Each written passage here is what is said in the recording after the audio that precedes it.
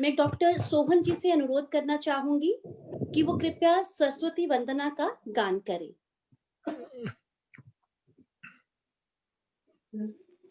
जी Rakesh ji play कर दें।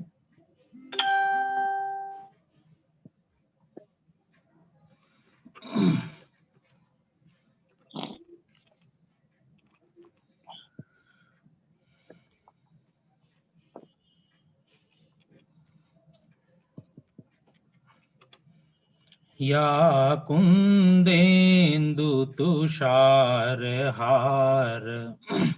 धवला या शुभ्रवस्त्रावृता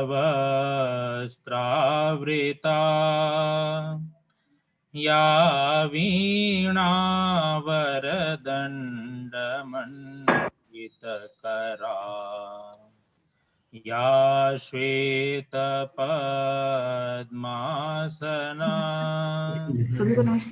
या ब्रह्माच्युतशङ्कर प्रभृतिभिर्देवैः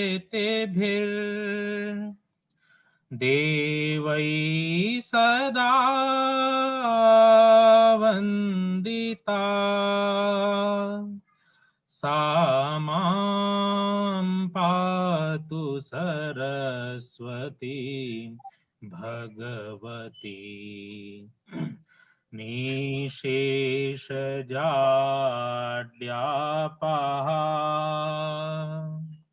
निशेषजाड्यापहा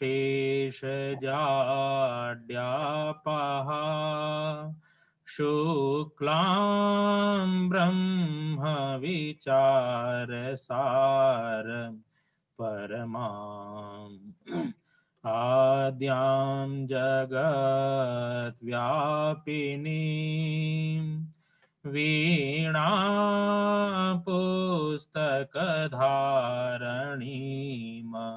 भयदाम् जाड्यान्धकारापहाम् हस्ते स्फाटिकमालिकां विदधतीं पद्मासने संस्थितां वन्दे तां परमेश्वरीं भगवती बुद्धिप्रदां शारदां बुद्धिप्रदां शारदां बुद्धिप्रदां शारदाम् अग्निमीळे पुरोहितं यज्ञस्य देवमृत्विजम् होतारं रत्नधातमं स नः पितेव सूनवे अग्ने सोपायनो भव स च स्वानः स्वस्तये स्वस्ति नो मिमीतामश्विना भगः स्वस्ति देव्यदितिरनर्वणः स्वस्ति पूषा असुरो दधातु नः स्वस्ति द्यावा पृथिवी सुचेतुनाम् ॐ स्वस्तये ॐ शान्ति शान्ति शान्तिः।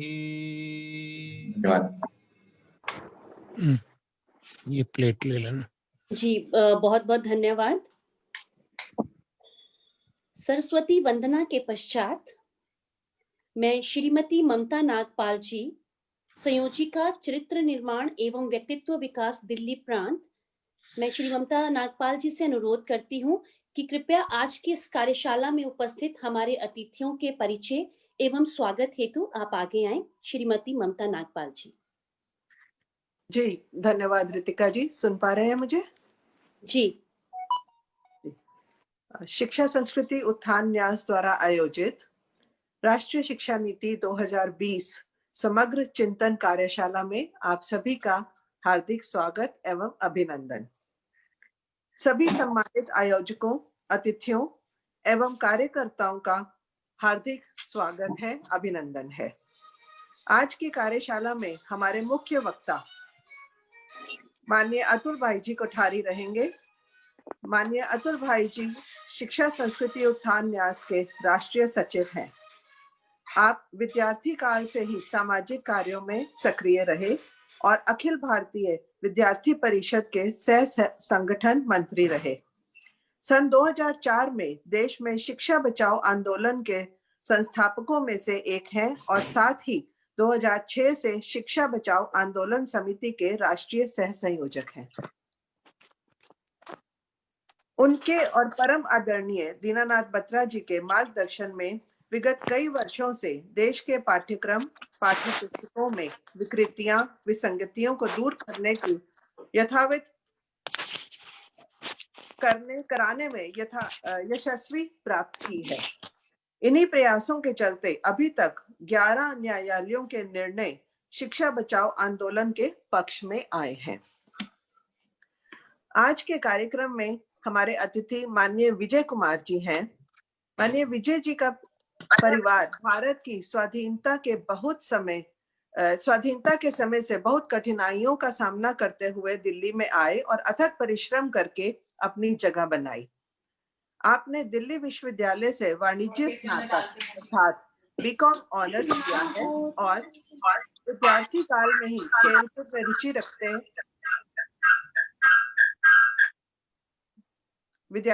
में ही खेलकूद में रुचि रखते रहे हैं, जिसमें क्रिकेट और टेबल टेनिस इनके पसंदीदा खेल रहे हैं।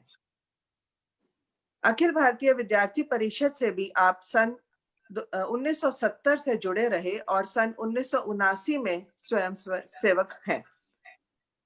आप इंडियन इंस्टीट्यूट ऑफ बैंकर्स के सर्टिफिकेट एसोसिएट मेंबर हैं, जिसे CAIIB भी कहते हैं। MDI गुड़गांव के विभिन्न मैनेजमेंट प्रोग्राम्स में आपकी सहभागिता रही है। सन 2003 में स्वैच्छिक सेवानिवृत्ति ले और भारत प्रकाशन में 2010 से 2015 तक प्रबंध निदेशक रहे और अब वहां निदेशक हैं। पिछले अनेकों वर्षों से संघ के प्रचारक का दायित्व निर्वहन कर रहे हैं और पहले अनेक वर्षों से दिल्ली के प्रांत कार्यवाह रहे। वर्तमान में उत्तर क्षेत्र के सहकारवाह हैं। आपका हार्दिक स्वागत एवं अभिनंदन। हमारे साथ माननीय जगराम जी भी उपस्थित हैं। आप मूलतः मध्य प्रदेश से हैं और सन 1994 से राष्ट्रीय स्वयंसेवक संघ के पूर्णकालिक प्रचारक हैं। अनेक पाल जी के सहायक रहे और पिछले 1.5 वर्ष से शिक्षा संस्कृति उत्थान न्यास से जुड़े हैं। वर्तमान में आप न्यास के उत्तर क्षेत्र, जिसमें 5 राज्य आते हैं, जम्मू कश्मीर, हिमाचल प्रदेश, पंजाब, हरियाणा एवं दिल्ली, इस उत्तर क्षेत्र के संयोजक हैं और नियमित रूप से बैठकों द्वारा अपना मार्गदर्शन देते रहते हैं। न्यास के उत्तरी क्षेत्र का हर कार्यकर्ता आपसे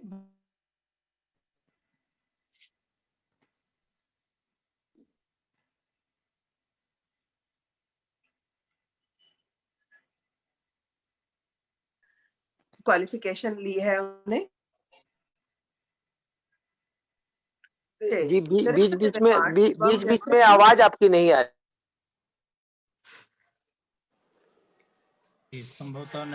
ममता जी, आप अपना वीडियो ऑफ कर लीजिए, संभवतः उससे थोड़ा सिग्नल में सही हो जाएगा। जी, अभी आवाज आ रही है? जी बिल्कुल सही आ रही है। जी, मैं माननीय देशराज जी का परिचय दोबारा से शुरू करती हूँ। इन्होंने MA pol science, MA education और B.Ed किया है। आप शिक्षा संस्कृति उत्थान न्यास के विषय चरित्र निर्माण एवं व्यक्तित्व का समग्र विकास के राष्ट्रीय संयोजक हैं। आप पूर्व में Punjab school education board Mohali में एकेडमिक काउंसिल के सदस्य रहे हैं और आप विद्या भारती उत्तर क्षेत्र के क्षेत्रीय सचिव हैं।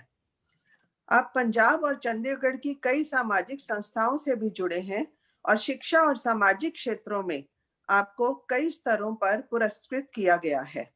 आप जालंधर दूरदर्शन के पैनल पर भी हैं। आप सभी का कार्यशाला में हार्दिक स्वागत।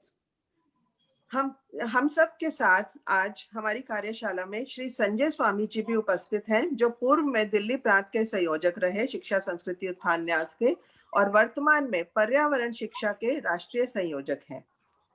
साथ ही ईश्वर दयाल कंसल जी भी उपस्थित हैं, जो न्यास के भारतीय भाषा मंच के राष्ट्रीय संयोजक हैं। उनके साथ श्री आर के मित्तल जी भी आज उपस्थित हैं, जो कुलपति हैं भिवानी विश्वविद्यालय के, और श्री एडवर्ड मिंडे, जो न्यास के प्रतियोगी परीक्षा प्रकल्प के राष्ट्रीय सह संयोजक हैं। और हमारा सौभाग्य है कि आज हमारे बीच इन सब के साथ साथ राष्ट्रीय शिक्षा नीति 2020 की चिंतन कार्यशाला में अनेकों आदरणीय अतिथि भी उपस्थित हैं, जिनमें कुलाधिपति, कुलपति, कुल सचिव, निदेशक एवं उपनिदेशक, प्रधानाचार्य एवं शिक्षाविदों के साथ साथ हमारे बहुत से कार्यकर्ता भी उपस्थित हैं। न्यास के संकल्प को चरितार्थ करती दिखती राष्ट्रीय शिक्षा नीति 2020, यह नीति जहां एक और हर्ष और उत्सुकता का विषय है, वहीं मार्ग चुनौतियों से भी भरा हुआ है। परंतु अपनी न्यास की कार्य प्रणाली और इच्छा शक्ति पर यह वाक्य कहकर मैं अपनी बात को समाप्त करूंगी, जो राहत जी ने कहा है, ना किसी राहबर से ना राह गुजर से, ना किसी राहबर से ना राह गुजर से निकलेगा हमारे पांव का कांटा, तो हम ही से निकलेगा। इन्हीं शब्दों के साथ मैं आप सबका स्वागत करती हूँ। करो ना, फिर यहाँ पानी में उसमें नहीं डालना, नाली में।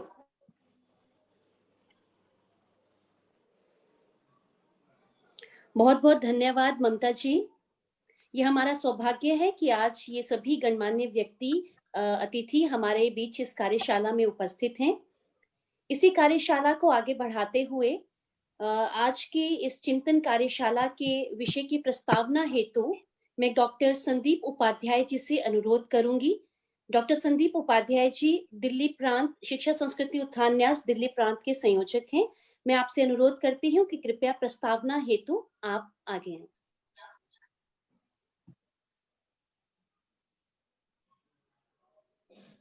सभी को डॉक्टर संदीप उपाध्याय जी। बहुत बहुत धन्यवाद बहन रितिका जी। आज की इस चिंतन कार्यशाला में आप सभी का हार्दिक स्वागत है। जैसा कि आप सबको विदित है कि राष्ट्रीय शिक्षा नीति वर्तमान समय में सबसे विचारणीय विषय है हम सभी शिक्षाविदों के लिए।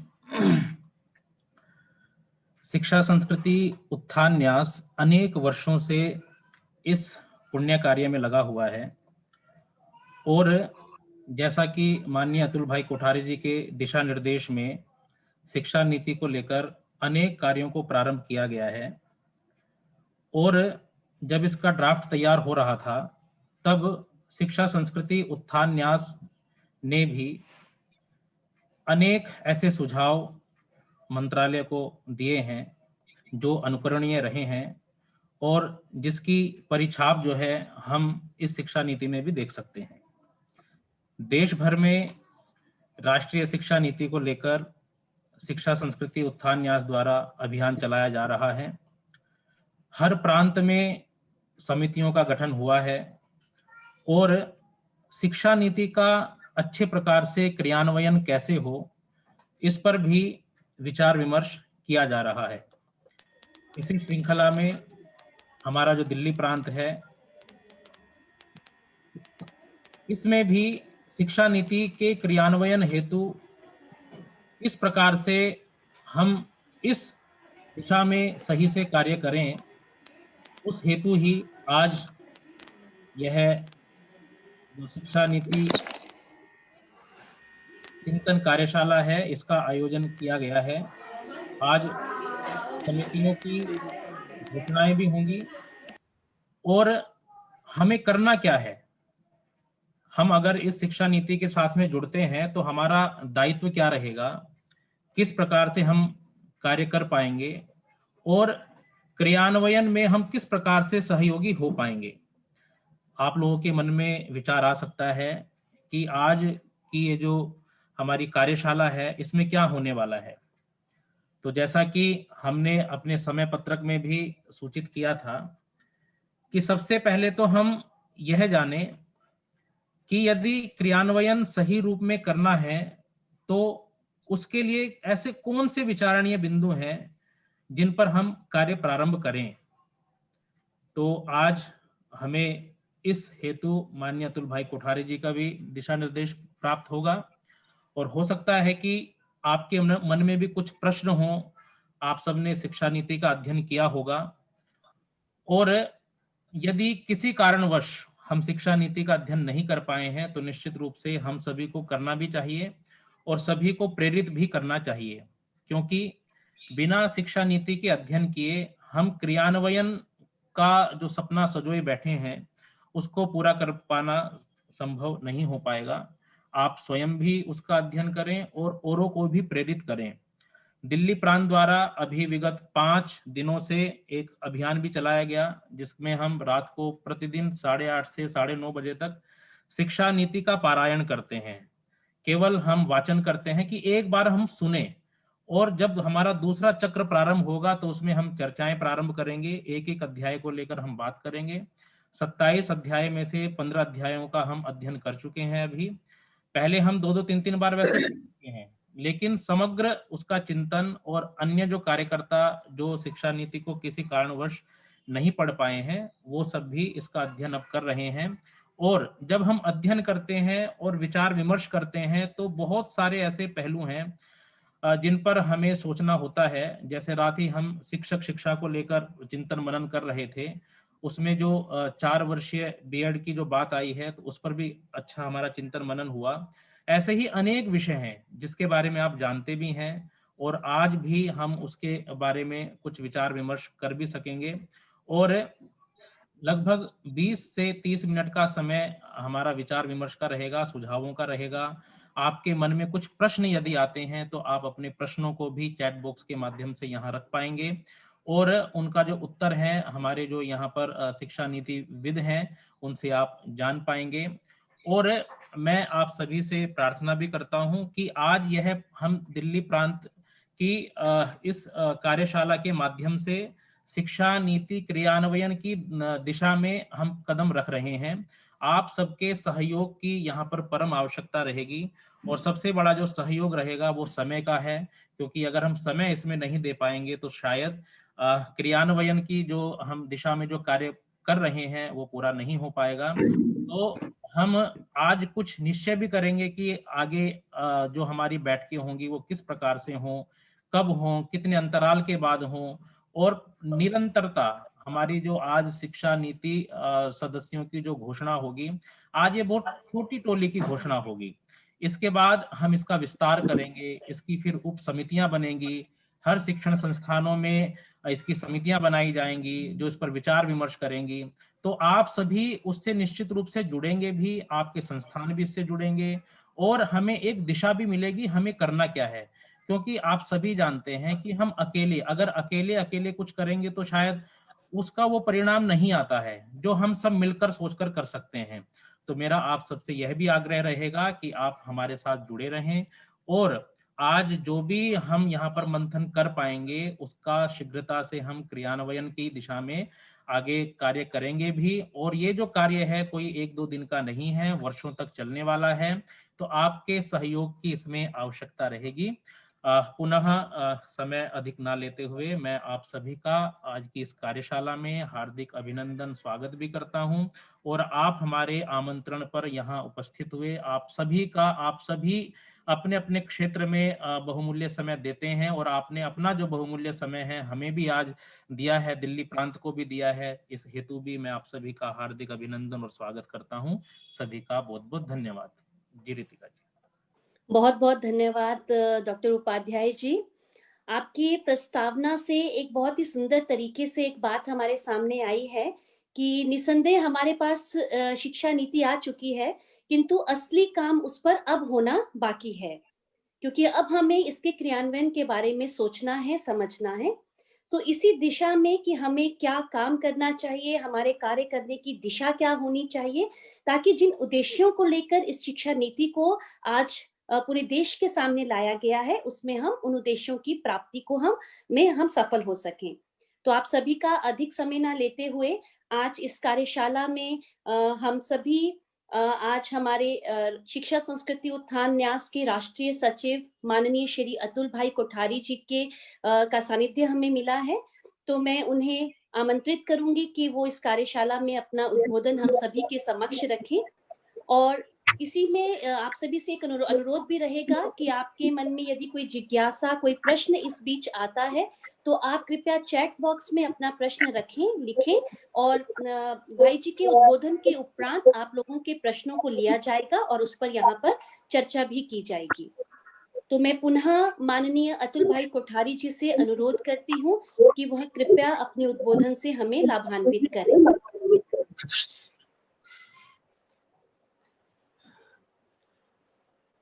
आज की इस दिल्ली प्रदेश की चिंतन कार्यशाला में उपस्थित सभी विद्वान शिक्षाविद बंधुए बहने, सभी दिल्ली प्रदेश के वरिष्ठ कार्यकर्ता भाई और बहनों, आप सभी को मेरा नमस्कार। पहले तो मैं दिल्ली प्रदेश को, श्री संदीप जी को और उनकी टीम को बहुत बहुत अभिनंदन देना चाहूंगा कि पिछले कुछ ही दिनों में शिक्षा नीति के संदर्भ में जिस प्रकार का चिंतन प्रारंभ किया है, जैसे रोज रात्रि को शिक्षा नीति का अध्ययन का कार्य चल रहा है और साथ साथ आज समिति का भी, क्रियान्वयन समिति का भी गठन किया जा रहा है और आज इस चिंतन बैठक का भी आयोजन हो रहा है। तो आज का ये कार्यक्रम सफल तो होगा ही, लेकिन सार्थक भी होगा, ऐसा मेरा विश्वास है। जैसे बताया गया कि हम सब ने राष्ट्रीय शिक्षा नीति का अध्ययन किया है, इसलिए शिक्षा नीति क्या है इसके संदर्भ में मैं कुछ ही शब्दों में बात रखूंगा। आधारभूत प्रमुख बात है उसी का ही सिर्फ उल्लेख करूंगा, क्योंकि शिक्षा नीति तो लंबा विषय है, इसलिए इसकी चर्चा आज बहुत नहीं करेंगे और आप सभी ने अध्ययन किया भी है। फिर हम क्रियान्वयन पक्ष पर विशेष बातचीत करेंगे, क्रियान्वयन में हमारी भूमिका क्या है, ये प्रमुख रूप से आज का विषय रहेगा। फिर भी जैसे आयोजन में व्यवस्था की गई कि अगले आधा घंटा मेरे विषय प्रस्तुतिकरण के बाद आधा घंटा प्रश्नोत्तर का समय भी रखा गया है। तो इसमें हमारे मन में कोई जिज्ञासा होगी, कोई प्रश्न होंगे अथवा क्रियान्वयन की बातें जो रखी जाएगी उसके अतिरिक्त भी हमारे कोई सुझाव हो गए तो उसकी भी चर्चा हम कर सकते हैं। तो इस प्रकार की एक मुक्त चर्चा भी थोड़ी रहेगी, जिससे हम विषय को समझने में कोई आवश्यक बात हो तो उसी को भी चर्चा में ला सकते हैं और अगर क्रियान्वयन की दृष्टि से भी कुछ बातें हमारे मन में है तो उसकी भी एक चर्चा हम कर सकते हैं। इस प्रकार की आज के विषय की एक संकल्पना है। हम सब जानते हैं कि शिक्षा संस्कृति उत्थान न्यास ने शुरू से अपना लक्ष्य तय किया है कि देश की शिक्षा में एक नया विकल्प देना, और इस दिशा में अपने न्यास द्वारा कई प्रकार के कार्य भी हुए हैं। आप में से कुछ लोगों को जानकारी होगी कि शिक्षा नीति देश की कैसी होनी चाहिए, इसके लिए एक भारतीय शिक्षा आयोग भी न्यास ने गठित किया था। लेकिन फिर सरकार का शिक्षा नीति का कार्य शुरू हुआ तो हमने उस आयोग का काम फिर रोक दिया कि शिक्षा नीति सरकारी बना रही है तो फिर उसी में हम सम्मिलित करेंगे अपने सुझाव। उसके बाद सरकार की जब शिक्षा नीति आई 2015 में, तब उसके 33 बिंदु 33 पॉइंट्स ये वेबसाइट पर सरकार ने रखे थे। उस पर हमने देश भर में 35 संगोष्ठियों का आयोजन करके लगभग 5000 से अधिक शिक्षाविद, शिक्षक, वरिष्ठ छात्र सब सम्मिलित हुए थे। उनसे जो सुझाव प्राप्त हुए वो सारे सुझाव का एक प्रतिवेदन तैयार करके तत्कालीन जो शिक्षा नीति हेतु समिति बनी थी, कमेटी, तो उनको हमने सुझाव दिए थे। दुर्भाग्य से सुब्रमण्यम जी का बीच में स्वर्गवास हो गया, तो तत्पश्चात कस्तूररंगन कमेटी बनी। तो कस्तूररंगन कमेटी ने भी फिर देश भर से सुझाव मांगे थे। उस समय भी हमने कस्तूररंगन कमेटी को भी फिर से सुझाव दिए थे।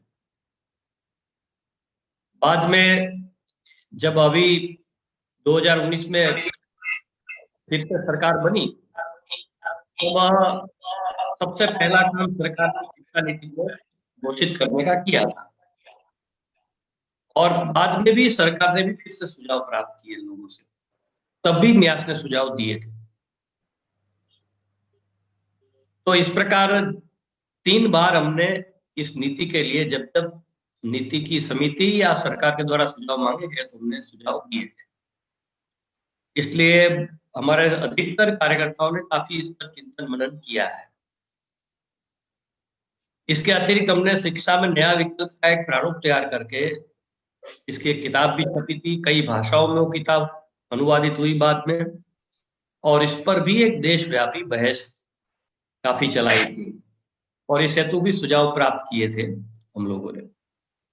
तो वो सारी चर्चा भी एक प्रकार से शिक्षा नीति के संदर्भ में ही चर्चा थी कि हमारे देश का शिक्षा का स्वरूप कैसा होना चाहिए, शिक्षा व्यवस्था कैसी होनी चाहिए, इस पर ही चिंतन था वो भी एक प्रकार से।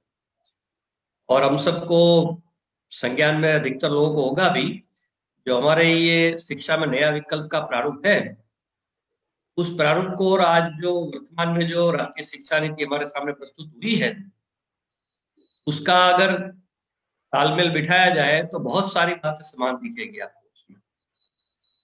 तो इसका तात्पर्य है कि बहुत सालों से जिसकी चर्चा हम कर रहे थे, जो मांगे कर रहे थे, इसमें से काफी बातों का इसमें इस नीति में समावेश किया गया है। तो ये एक हमारे लिए इसलिए अत्यंत महत्वपूर्ण विषय है न्यास के लिए। सरकार ने चिंतन मंथन खूब किया देश भर में शिक्षा नीति के लिए। शायद इसका ही परिणाम है कि जैसी देश को नीति चाहिए ऐसी नीति हमारे सामने आई है। इस नीति की जो सबसे बड़ी विशेषता है, तो ये नीति एक प्रकार से 150 साल के बाद भारत केंद्रित शिक्षा नीति आई। और इस शिक्षा नीति के आपने अध्ययन किया होगा तो उसमें एक सुंदर वाक्य है, इसको मैं इस शिक्षा नीति का ये वाक्य कहता हूं। उसमें ये लिखा गया है कि इस शिक्षा नीति का उद्देश्य ऐसे नागरिकों का निर्माण करना है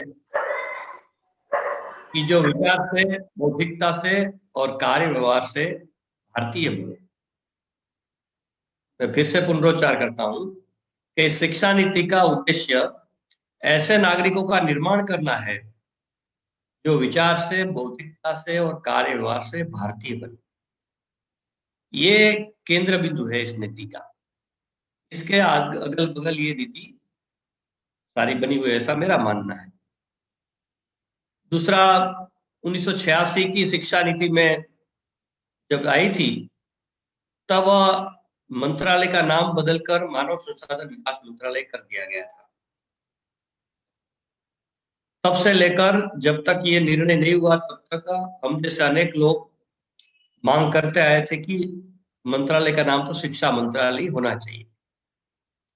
तो इस दृष्टि से इस नीति में इसका भी स्वीकार किया गया, और नीति की घोषणा के कुछ ही दिनों बाद महामहिम राष्ट्रपति जी ने इस पर हस्ताक्षर कर दिए और मंत्रालय का नाम शिक्षा मंत्रालय हो गया। जिस पर हमारा काम न्यास के एक आधारभूत काम में हम कहते हैं, और शिक्षा का आधारभूत लक्ष्य भी वही है, चरित्र निर्माण और व्यक्तित्व का समग्र विकास। तो इस नीति ने इस बात का भी स्वीकार किया है कि शिक्षा का आधारभूत लक्ष्य ये चरित्र निर्माण और व्यक्तित्व का समग्र विकास है। तो ये एक महत्वपूर्ण बात भी इस नीति में आ गई है। और महत्वपूर्ण बात इस नीति की यह है कि इसमें समग्रता की सर्वांगीण और एकात्म दृष्टि है।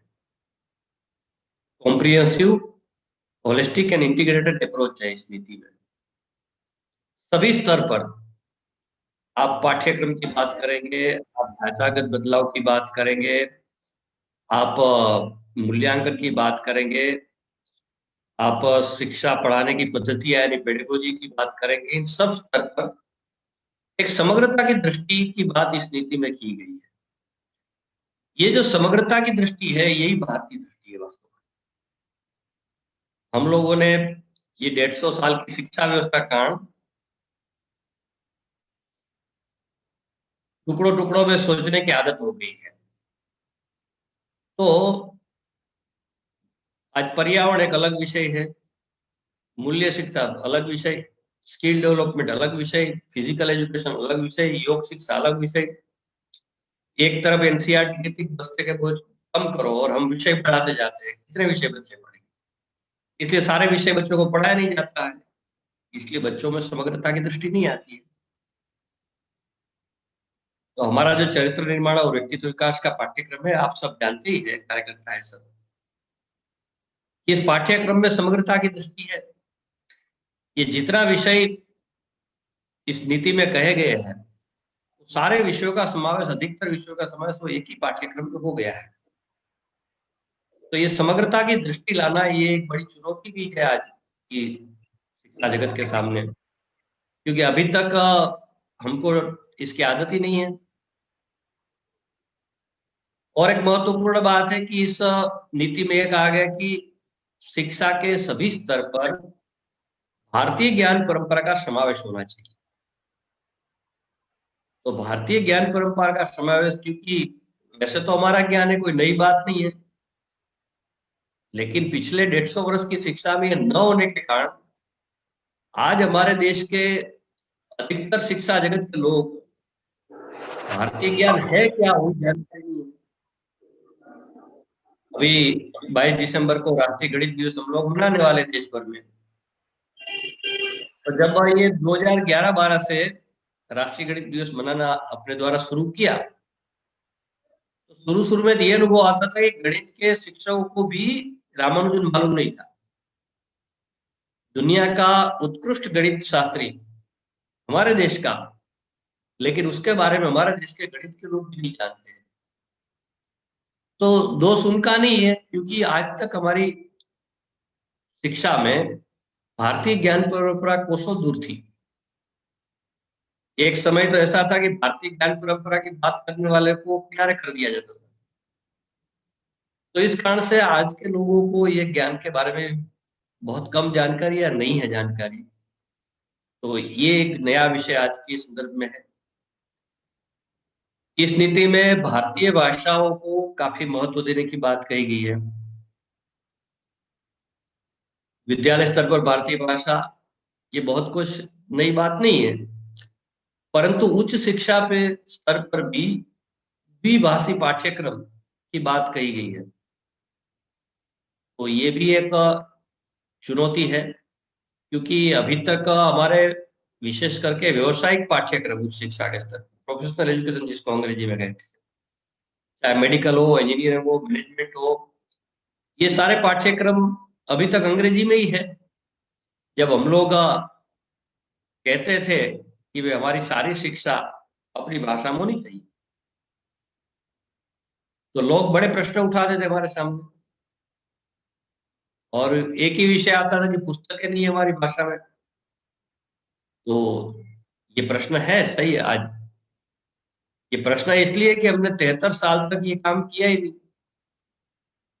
तो इस नीति में भाषा का एक बहुत महत्वपूर्ण विषय है, उसको क्रियान्वित करना ये थोड़ी एक बड़ी चुनौती भी है, क्योंकि मानस जो बना है देश का, और विशेष करके तथाकथित विद्वान शिक्षा जगत के लोगों का, वो तो अंग्रेजी की तरफ है।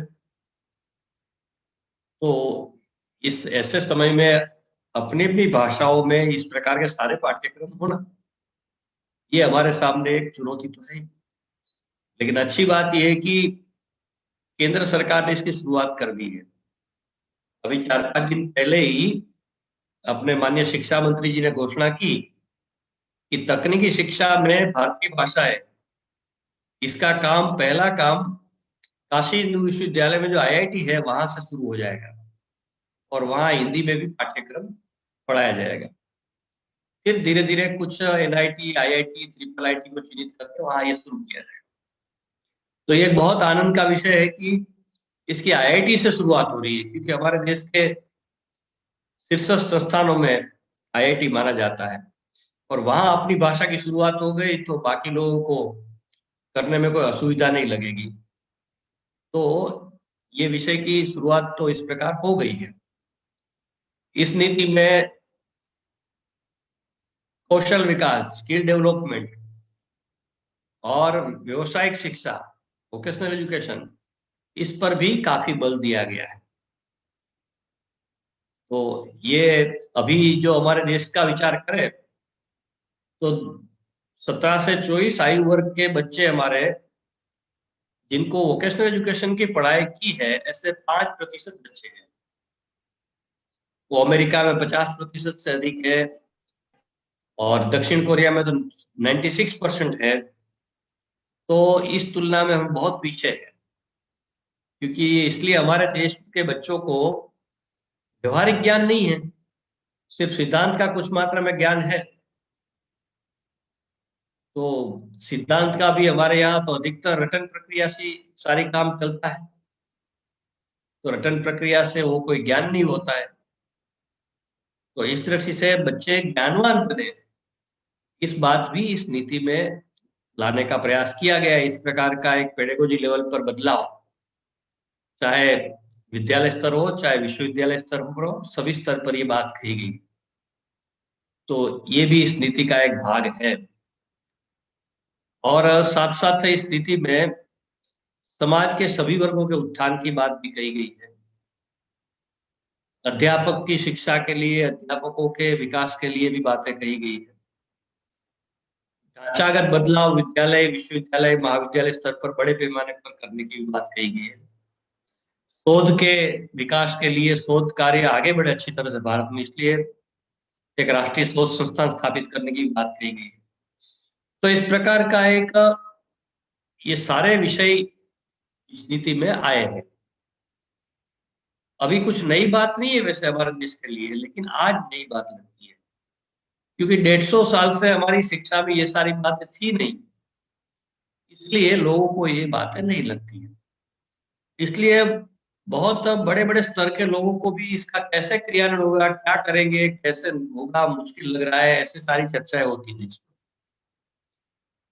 तो इस दृष्टि से क्रियान्वयन का काम अत्यंत महत्वपूर्ण काम है अपनी दृष्टि से। इसलिए शिक्षा सत्र उत्थान न्यास के द्वारा अपने द्वारा तुरंत ही शिक्षा नीति की घोषणा के कुछ ही समय में हमने विचार किया कि इस क्रियान्वयन के पर हम काम करेंगे। शुरुआत में तो अपने द्वारा शिक्षा नीति क्या है इस पर काफी संगोष्ठियां, वेबिनार आयोजित किए गए, परंतु लगभग 1 महीने नहीं हुआ था अभी घोषित हुए, उस समय हमने विचार कर लिया था कि क्रियान्वयन के लिए हम विचार करें। तो इस दृष्टि से एक राष्ट्रीय स्तर पर क्रियान्वयन समिति बनी है। उसमें 2 हिस्से किए हैं, 2 उप समितियां हैं, एक उच्च शिक्षा, एक विद्यालय शिक्षा। तो ये समग्रता की जो समिति है उसके अध्यक्ष है विख्यात वैज्ञानिक डॉक्टर विजय भाटकर की अध्यक्षता में समितियां बनी है और इस समिति का, दोनों समिति का काम काफी अच्छी तरह से आगे बढ़ा है।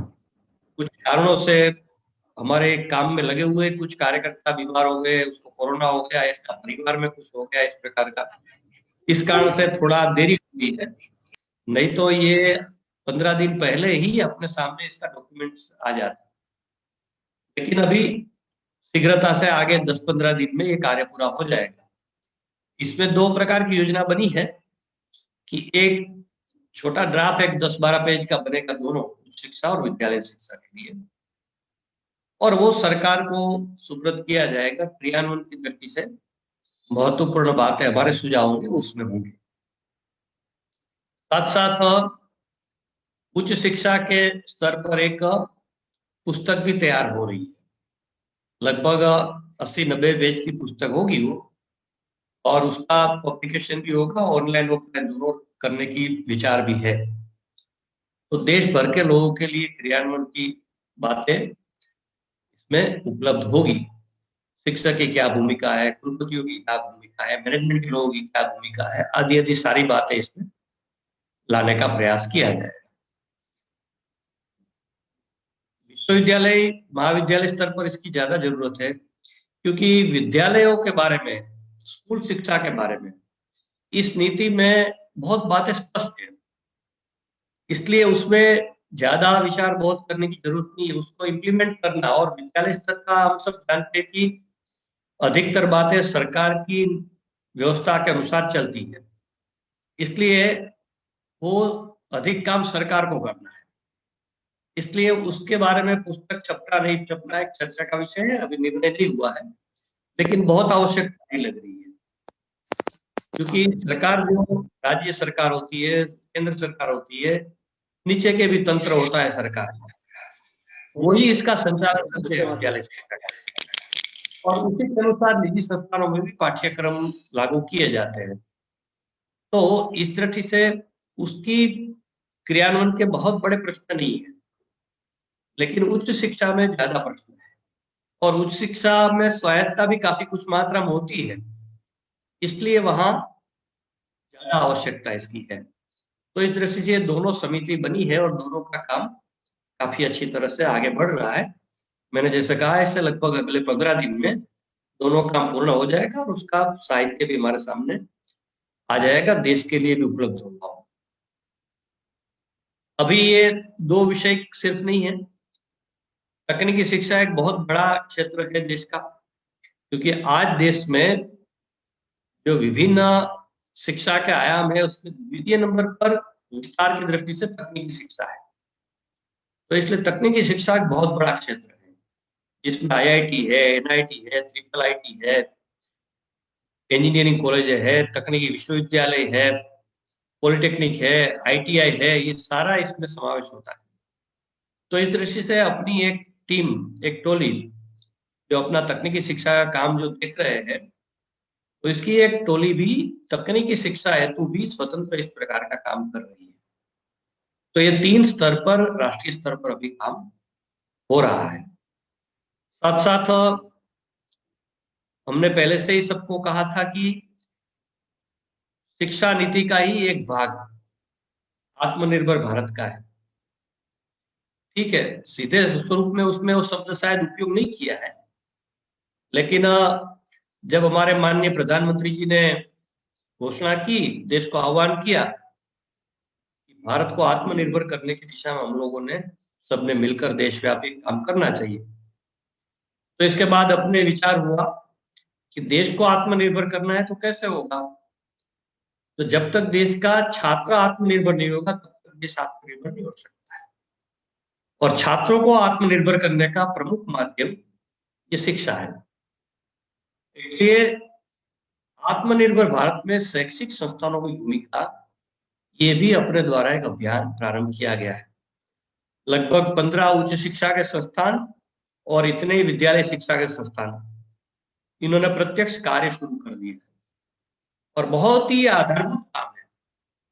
हम लोग बहुत सालों से कह रहे थे कि हमारे शैक्षिक संस्थान, खास करके विश्वविद्यालय, महाविद्यालय टापू नहीं होने चाहिए। आज तो ये स्थिति हम देखते हैं कि विश्वविद्यालय बड़ा खड़ा है, AC सारा व्यवस्था है, भव्य भवन है, सब कुछ है वहां, और उस विश्वविद्यालय के बगल में झुग्गी झोपड़ी है, तो वहां लोग भूखे मर रहे हैं, वहां अशिक्षित है, अनपढ़ लोग है, लेकिन विश्वविद्यालय से उसका कोई लेना देना नहीं होता है। तो विश्वविद्यालय टापू नहीं होना चाहिए। विश्वविद्यालय समाज के सुख दुख में सहभागी होने वाला, समाज का नेतृत्व करने वाले होने चाहिए। तो इस दिशा में कदम आगे बढ़ाने का ये एक बहुत बड़ा महत्वपूर्ण अभियान है आत्मनिर्भर भारत। और नीति का जो उद्देश्य है उसमें भी जो सारी बातों का समावेश किया गया है, उसमें आत्मनिर्भर भारत आगे बढ़ाने की योजना है। जो स्किल डेवलपमेंट की बात है, व्यावसायिक शिक्षा की बात है, ये सब बातें उसी को ही आगे बढ़ाने की बात है। तो इस दृष्टि से ये भी एक नीति का हिस्सा मानकर इस आत्मनिर्भर भारत के लिए भी ये राष्ट्रीय स्तर पर उच्च शिक्षा और विद्यालय शिक्षा की दोनों समिति अलग अलग काम कर रही है, लेकिन राज्य स्तर पर हमने यही सुझाव दिया कि कुल मिलाकर एक ही समिति बनकर सारा काम करे तो चलेगा। दो अलग अलग बनानी है तो भी स्वतंत्र है प्रांत स्तर पर करने के लिए, तो अपने अपने प्रांत में अपने लोगों ने, मुख्य प्रमुख कार्यकर्ता ने मिलकर विचार करना है। इस दृष्टि से दिल्ली में इसके बारे में क्या योजना करना, रचना करना, ये दिल्ली की प्रमुख कार्यकर्ता बैठकर तय करें कि आत्मनिर्भर भारत और शिक्षा नीति दोनों के अलग अलग कर रही समिति के एक करनी है, जैसे उचित लगे ऐसा हम निर्णय कर सकते हैं। तो कई राज्यों में समितियों का गठन हो गया है और आप लोगों को आनंद और आश्चर्य होगा, अभी एक पूरे आंकड़े तो अभी आगे 20 तारीख को प्रांत संयोजक बैठक है उसमें आ जाएंगे, लेकिन अंदाज से मैं कहूँ तो अपने द्वारा राष्ट्रीय शिक्षा नीति और उसके क्रियान्वयन की दृष्टि से 300 से अधिक संगोष्ठियां, वेबिनार देश भर में आयोजित किए गए हैं। तो ये एक बहुत बड़ा अभियान अपने द्वारा प्रारंभ किया गया है और इसलिए महत्वपूर्ण है हमारी दृष्टि से कि हम वर्षों से जो बातें कर रहा है, मांग करते आए, जिस पर हम काम करते रहे, वो बातें, अधिकतर बातें शिक्षा नीति में आ गई। 100% में नहीं कह रहा हूँ, 100% बातें कभी नहीं होती है। मान लो हमारा शिक्षा मंत्री भी कहते हैं कि 100% मैं चाहता हूँ ऐसी नीति बन जाए, तो भी वो संभव नहीं है। तो इस दृष्टि से पूर्ण, लेकिन काफी अधिक बातें हम जो चाहते थे ऐसी इसमें आ गई है और अगर इसका क्रियान्वयन नहीं होगा तो फिर से हम वहीं के वहीं खड़े हो जाएंगे। और आप सब जानते हैं कि हमारे देश में बहुत बड़ी विडंबना है, क्योंकि जब भी शिक्षा नीति पहले भी आई, इसके पहले 2 शिक्षा नीति आई है। 1968 में पहली शिक्षा नीति आई, 1986 में दूसरी शिक्षा नीति आई। कई आयोग गठित किए गए, 1948 में राधाकृष्ण आयोग, 1952 में मुदलियार आयोग, 1964 में कोठारी आयोग। इन सब आयोगों की और शिक्षा नीतियां जो बनी थी उसकी भी कई अनुशंसाएं अच्छी थी। कोठारी आयोग की अनुशंसा की तो आज भी देशव्यापी चर्चा चलती है, लेकिन दुर्भाग्य से उसका क्रियान्वयन नहीं हुआ। इसलिए सारे प्रयास का कोई परिणाम नहीं है देश में। तो इस दृष्टि से इस नीति का क्रियान्वयन ये हमारे दृष्टि से सबसे प्राथमिकता का विषय है। इसलिए हमने आगे के दिनों में प्राथमिकता से यही काम करना है, शिक्षा नीति का ठीक ढंग से, उचित ढंग से क्रियान्वयन हो जाए। तो इस क्रियान्वयन की दृष्टि से समितियों का गठन हमने किया है, काम की समिति का शुरू हो गया है। कुछ प्रांतों में समिति गठन हो रही है, कुछ प्रांतों में होगी, लेकिन ये अति शीघ्रता से ये कार्य प्रारंभ हो गया है। आत्मनिर्भर भारत के बारे में मैंने कहा, वो भी काम प्रारंभ हो गया है। अभी निश्चित काम जो हमने करना है इसके बारे में थोड़ा उल्लेख करके मैं मेरी बात पूरी करूंगा। कि जैसे संदीप जी ने शुरू से ही उल्लेख किया है कि पहली बात तो इस नीति का बहुत ठीक ढंग से अध्ययन करना चाहिए हम लोगों को, शब्द शब्द की बात समझनी चाहिए, क्योंकि जब तक अध्ययन नहीं करेंगे तब तक क्रियान्वयन की बात कैसे आएगी। इसलिए इसका गहराई से अध्ययन हम लोग भी करें और अपने साथ जुड़े हुए शिक्षा जगत के लोग सबको हम प्रार्थना करें, निवेदन करें, कृपया नीति का अध्ययन करें ठीक। तो पहली बात ये है। दूसरी बात यह है कि हमारे अलग अलग विषय हैं, कार्यकर्ताओं के भी निश्चित विषय है, हमारे सारे प्रमुख कार्यकर्ताओं, किसी का चरित्र निर्माण व्यक्तित्व विकास है, किसी का पर्यावरण है, किसी का स्वायत्तता है। तो अपने विषय की जो नीति में बात है उसको अलग से हमने चिन्हित करके निकालना चाहिए और उसको कैसे क्रियान्वित किया जा सकता है इस पर विचार करना है। और दिल्ली प्रांत में काफी संगोष्ठियां हुई है, लेकिन आगे जब संगोष्ठियां करने का विचार हो तो विषयों के अनुसार हम संगोष्ठी करें और शिक्षा नीति और ये विषय इसी को लेकर कि उदाहरण करके पर्यावरण विषय है तो शिक्षा नीति में पर्यावरण के बारे में क्या बातें कही गई है और उसको कैसे क्रियान्वित किया जाएगा। तो इस प्रकार आगे के दिनों में हमने इस प्रकार की संगोष्ठियों का आयोजन प्रारंभ करना चाहिए। ये दूसरा विषय है। तीसरा विषय यह है कि जिस संस्थान में हम लोग हैं, विद्यालय, महाविद्यालय, विश्वविद्यालय, जहां कम से कम वहां इस प्रकार की एक संगोष्ठी हो जाए। जिस स्तर पर होगा उस प्रकार का विषय हो सकता है। तो अपने अपने संस्थानों में इसकी संगोष्ठियों का आयोजन हो और हर संस्थान में एक समिति का गठन होना चाहिए कि उस संस्थान में इस शिक्षा नीति का क्रियान्वयन कैसे होगा। ये काम हर जगह पर जो हम जहां है उस संस्थानों में और दिल्ली के सभी संस्थानों में हमने ये व्यापक प्रयास करना है कि सब जगह पर नीति के क्रियान्वयन हेतु समितियों का गठन हो जाए। कई जगह पर विश्वविद्यालय स्तर पर वो भी गया है, दिल्ली विश्वविद्यालय में हो गया है, जेएनयू में हो गया है, लेकिन सिर्फ विश्वविद्यालय तक बात नहीं चलेगी। महाविद्यालय, विद्यालय स्तर पर समितियों का गठन होना चाहिए। तो इस दृष्टि से आगे के दिनों में हम कैसे प्रयास करेंगे, क्योंकि हमारे अलग अलग प्रकार के दायित्व है, विषयों का भी दायित्व है और क्षेत्र के अनुसार दायित्व भी है। विभाग संयोजक होंगे, इससे नीचे के कार्यकर्ता होंगे, तो वो अपने अपने क्षेत्र में शिक्षा संस्थानों में ये सारी बातें कैसे आगे बढ़े, इसकी योजना हमने अच्छी ढंग से करनी है।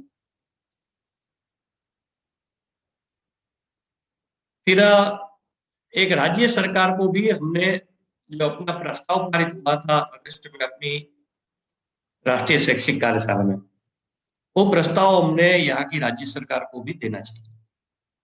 राज्य सरकार जिला स्तर पर जिला के शिक्षा अधिकारी होंगे, जिला कलेक्टर होंगे, ऐसे लोगों को सबको देना चाहिए और उनसे निवेदन करना चाहिए कि उच्च शिक्षा के संस्थानों में तो स्वायत्तता है, इसलिए विश्वविद्यालय, महाविद्यालय अपनी अपनी समितियों का गठन करेंगे। विद्यालय में निजी विद्यालय तो कर लेंगे, लेकिन सरकारी विद्यालय में कैसे होगा, ये एक प्रश्न उठेगा। और कुल मिलाकर बड़ी संख्या तो सरकारी विद्यालयों की है, तो इसलिए हमने सरकार से निवेदन करना चाहिए कि हर जिले स्तर पर एक समिति गठित की जाए विद्यालयों में क्रियान्वयन की दृष्टि से। सरकार निजी दोनों की बात करें तो, क्योंकि इस नीति में विकेंद्रित व्यवस्था की और स्थानीयता की बात काफी कही गई है। तो दिल्ली में तो बहुत स्थानीयता अलग अलग नहीं होगी, लेकिन फिर भी हो सकती है। पूर्वी दिल्ली और दक्षिणी दिल्ली में बहुत बड़ा अंतर है।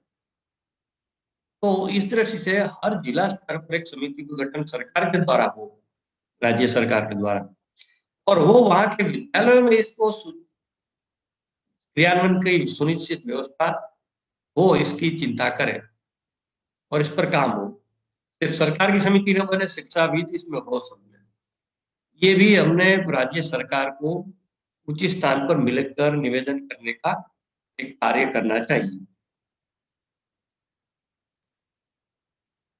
दूसरी बात यह है कि इस नीति में बहुत सारे नए विषय हैं, तो इस पर भी हम लोगों ने स्वतंत्र रूप से काम करना पड़ेगा।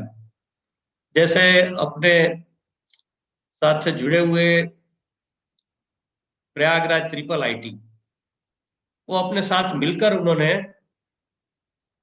एक मेरू नाम का कॉन्सेप्ट आया है उच्च शिक्षा यूनिवर्सिटी के लिए, यानी multi disciplinary and research university, इस प्रकार का उसका है। तो ये मल्टी डिसिप्लिनरी अप्रोच की जो बात है, वो आईआईटी, ट्रिपल आईटी, एनआईटी ऐसे संस्थानों में कैसे होगा, क्योंकि वहां तो अभी सिर्फ इंजीनियरिंग की बात है और कुछ पढ़ाया नहीं जाता है। तो इस दृष्टि से वहां भी ये प्रश्न एक था। तो इस पर एक बड़ी राष्ट्रीय संगोष्ठी हुई और उसमें एनआईटी, ट्रिपल आईटी, आईआईटी के डायरेक्टर्स भी उपस्थित थे और 1 घंटे के व्याख्यान हुए और बाद में 1 घंटा विमर्श हुआ प्रश्नोत्तर, चर्चा, विमर्श हुआ, बहुत अच्छी हुई। तो ऐसे जो अलग अलग आयाम है इस पर भी हमने ध्यान केंद्रित करना पड़ेगा, चाहे विद्यालय हो चाहे विश्वविद्यालय हो। जैसे विद्यालय स्तर पर एक बात आई है कि भाई 0 से 3 इयर्स इसका भी एक पाठ्यक्रम बनेगा, तो इस पर हम लोगों ने काम करना चाहिए, इस पर संगोष्ठी आयोजित करनी चाहिए। इसके बाद दूसरा स्ट्रक्चर आ रहा है कि 5 वर्ष का शुरुआत का जो विद्यालय स्तर पर 5 वर्ष की बात है, 3 वर्ष पूर्व प्राथमिक शिक्षा और कक्षा 2 और 1 और 2, तो उसमें भी काफी बदलाव की बात कही गई है। तो उसमें क्या क्या बदलाव अपेक्षित है उस पर भी गोष्ठियां होनी चाहिए।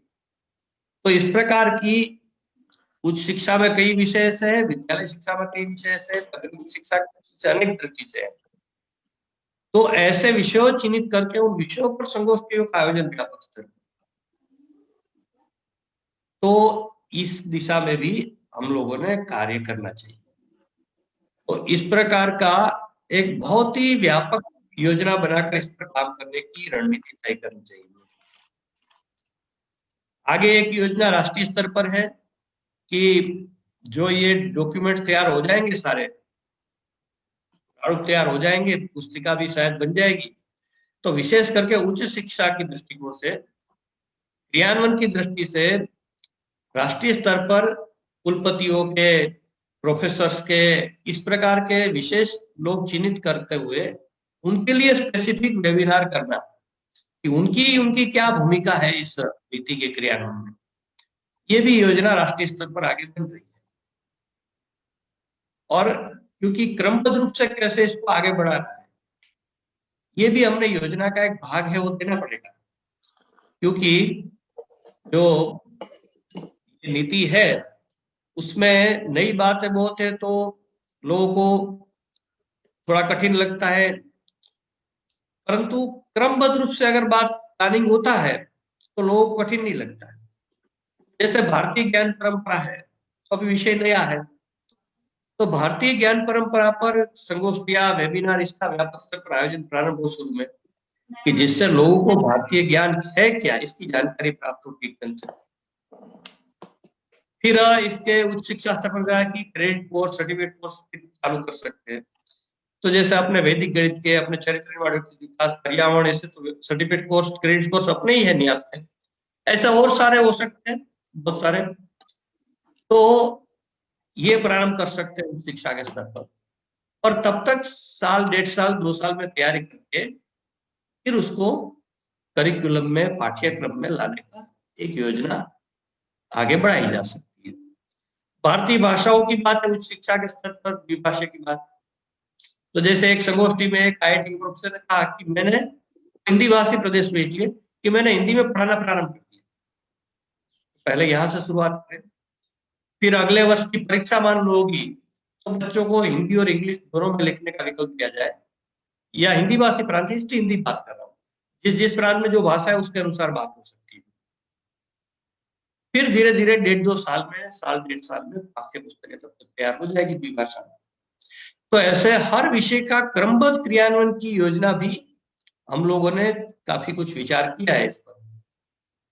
तो ये दिशा देंगे देश में तो लोगों को कठिन नहीं लगता है, धीरे धीरे बातें शुरू हो जाती है और इसका क्रियान्वयन ठीक ढंग से होने लगेगा। तो इस प्रकार का एक व्यापक क्रियान्वयन की योजना हमने बनाकर इस दिशा में कार्य प्रारंभ करना है। आनंद की बात यह है कि देश में बहुत अच्छा वातावरण है और लोग भी उत्साह में हैं, अपने प्रयास का भी काफी परिणाम हुए हैं। हमारे अपने साथ जुड़े हुए लगभग 150 से अधिक विश्वविद्यालय है, NIT, IIIT, IIT भी कई है, उनके अलग अलग वेबिनार हुए हैं। जैसे NIT के एक वेबिनार हुआ था क्रियान्वयन के लिए, लगभग 15 से ज्यादा डायरेक्टर्स उनके आए थे। IIIT का हुआ था, उसमें 11 डायरेक्टर्स आए थे। तो इस प्रकार के वातावरण बहुत अच्छा है और ऐसे हर स्तर पर समितियों गठन भी प्रारंभ हो गया है। ये सरकार ने कहने के पहले ही प्रारंभ हो गया अपने प्रयास होने के कारण। तो सरकारी स्तर पर भी हमने राज्य सरकार, राष्ट्रीय सरकार सबको पत्र लिखे थे इस कारण उस स्तर पर भी समितियों का गठन और काफी कुछ लगभग सभी राज्यों में समितियों का गठन हो गया है। अपवाद कोई बाकी हो ध्यान नहीं है मुझे, तो वहां भी ये काम प्रारंभ हो गया है। तो एक अच्छा वातावरण बना है और विश्वविद्यालय महाविद्यालय स्तर पर कार्य भी प्रारंभ हो गया है क्रियान्वयन। जैसे इस नीति में कहा गया है कि जॉइंटली रिसर्च करना, यानी इसलिए काशी विश्वविद्यालय का आईआईटी और गुवाहाटी आईआईटी इन्होंने दोनों ने एमओयू किया है इस पर कि हम दोनों मिलकर रिसर्च पर शोध पर काम करेंगे। तो ऐसे संस्थान स्तर पर क्रियान्वयन की दिशा में भी काम शुरू हो गया है। तो एक अच्छी बात है कि पहली बार देश में अच्छा एक वातावरण क्रियान्वयन का बना है। तो उस दिशा में हम जितना अधिक प्रयास करेंगे उतना परिणाम अधिक होगा।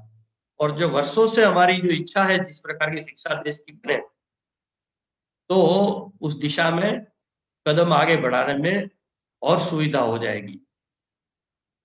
तो इस दृष्टि से ये शिक्षा जो नीति आई है, उस नीति में इतनी क्षमता ताकत है कि देश की शिक्षा बदलेगी अगर उचित क्रियान्वयन जो हम चाहते हैं इस प्रकार हो गया।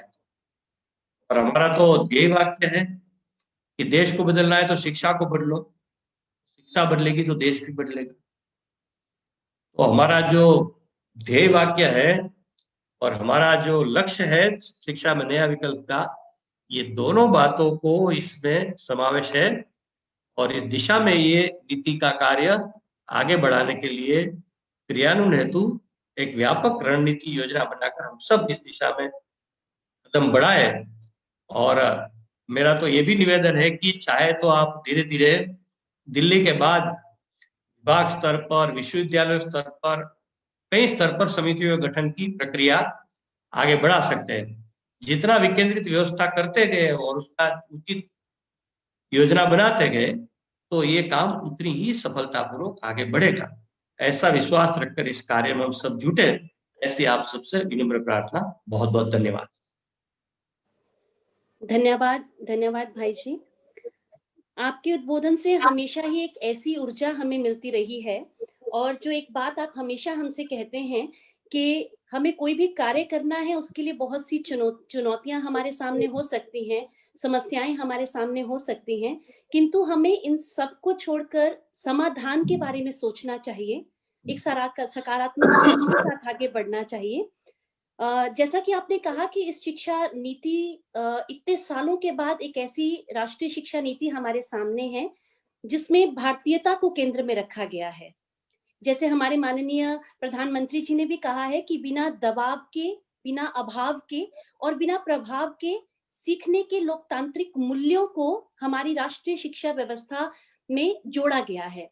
तो इसके लिए हमें जमीनी सतह पर क्या प्रयास करने हैं, किस दिशा में प्रयास करने हैं, उसके लिए आज हम सभी इस चिंतन कार्यशाला में उपस्थित हैं।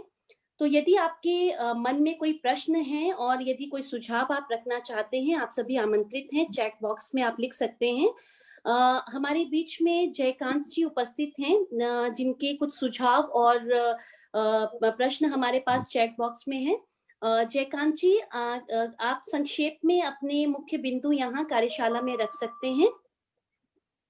आपसे आग्रह है, कृपया संक्षेप में आप अपने मुख्य बिंदु यहाँ कार्यशाला में रखें। जी नमस्ते मैडम। नमस्कार जी। बहुत बहुत धन्यवाद, आपने ये मौका मुझे दिया। जब मैं सुन रहा था माननीय अतुल भाई साहब से तो कुछ विचार मैंने मन में आ रहे थे जो मैंने लिखता गया। तो 2-3 सुझाव हैं। एक कि भारतीय नारी की दूसरी पारी कब शुरू की जाए। अगर हम स्कूली शिक्षा की बात करें तो एक ममत्व की आवश्यकता है, एक बच्चों की प्रवृत्ति को, उनकी सोच को, उनको समझने की आवश्यकता है। एक माँ से अच्छा कौन समझ सकता है बच्चों को। अगर कुछ शिक्षा देनी है, उसे एक भारतीयता और एक वैल्यू सिस्टम, एक संस्कार देना है तो वो माँ से ही आता है। और किसी न किसी कारणवश माँओं को बीच में अपनी प्रोफेशन को छोड़कर रुक जाना पड़ता है।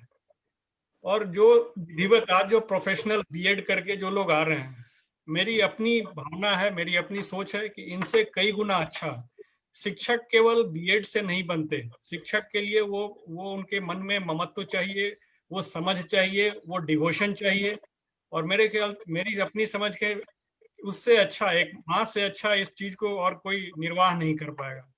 तो हमें कहीं ना कहीं एक व्यवस्था, एक री एंट्री, सेकेंड एंट्री, ऐसे 50% से ज्यादा मैं लोगों को जानता हूँ जो उनमें काफी गुण है, काफी क्षमता है, लेकिन वो स्कूल एजुकेशन सिस्टम में एंट्री नहीं कर पाती, लेकिन उनकी योगदान मेरे ख्याल से काफी सकारात्मक रखता हो सकता है। एक ये मेरी सुझाव थी।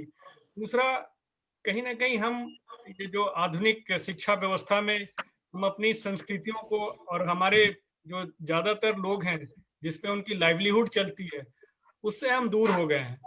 अब एक गांव में आप जाएं तो एक नाई है, एक तरह तरह के लोग हैं जो काम करते हैं, उसके लिए वो कहीं ना कहीं हमारी सर्टिफिकेशन सिस्टम से वो दूर हो गए हैं और उनको हम वो सम्मान नहीं दे पा रहे हैं, उनकी हुनर का हम सम्मान नहीं कर पा रहे हैं। तो कहीं ना कहीं हमें इस शिक्षा व्यवस्था में उनको लाना, मैं चूंकि राष्ट्रीय कौशल विकास निगम में स्किलिंग सिस्टम से आ रहा हूँ, तो मेरी ये सोच है कि कैसे उनको मुख्य धारा में लाया जाए, इसकी भी हमें सोच होनी चाहिए। अब कर्मकांडी हमारे देश में हर जगह जाएंगे, अलग अलग। जयकांत जी, प्रार्थना है केवल पॉइंट बताएं जिससे हम, क्योंकि बहुत सारे लोग अपने सुझाव रखना चाहेंगे, केवल पॉइंट बताएं जिससे हम उस पर अतुल भाई जी अपना कोई मत रख पाए। संदीप जी, एक तो कर्मकांडियों के लिए इस तरह से नई नई जो हमारी चीजें, और हमारी जो हेल्थ केयर सिस्टम है उसमें जो प्राकृतिक केयर से जो लोग जुड़े हुए हैं, 50% से ज्यादा लोग इससे जुड़े हुए हैं, तो कैसे हम इन लोगों को मुख्य धारा में लाया जाए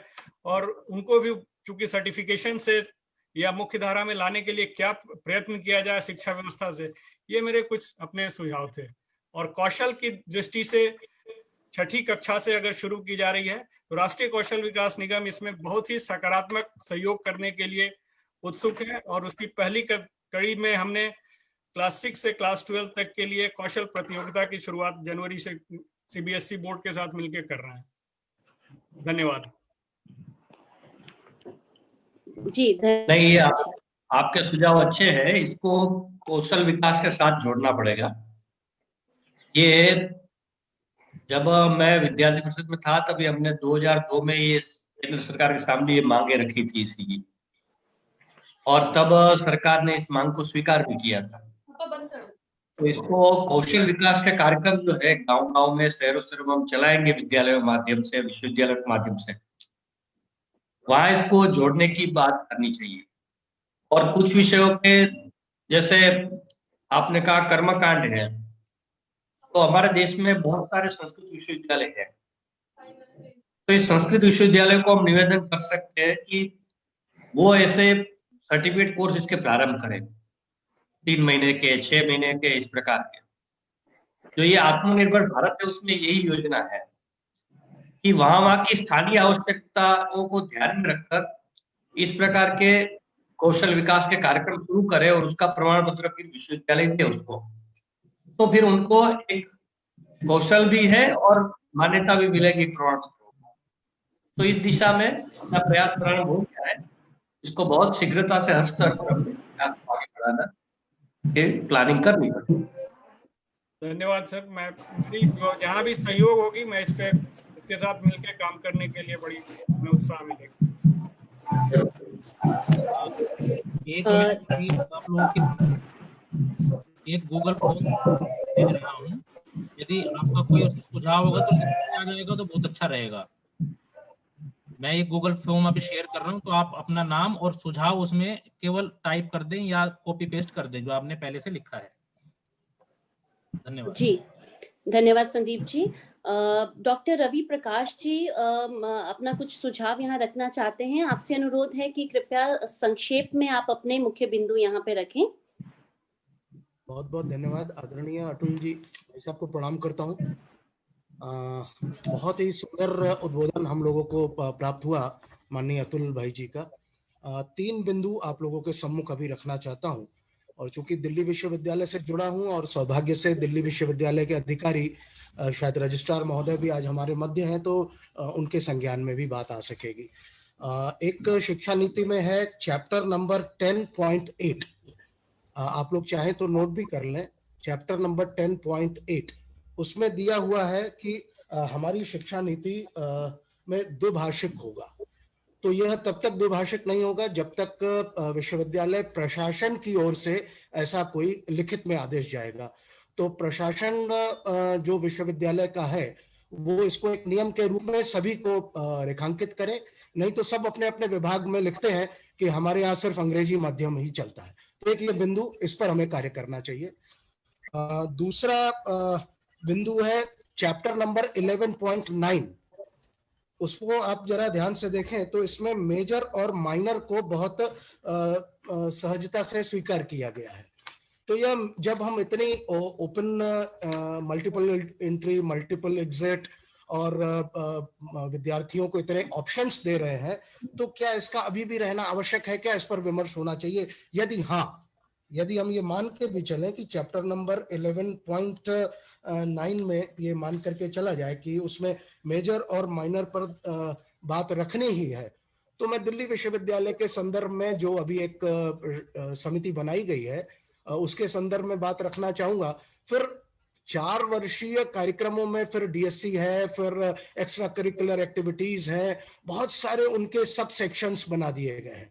क्या उनको समाप्त नहीं कर देना चाहिए और सिर्फ मेजर और माइनर ही रखना चाहिए?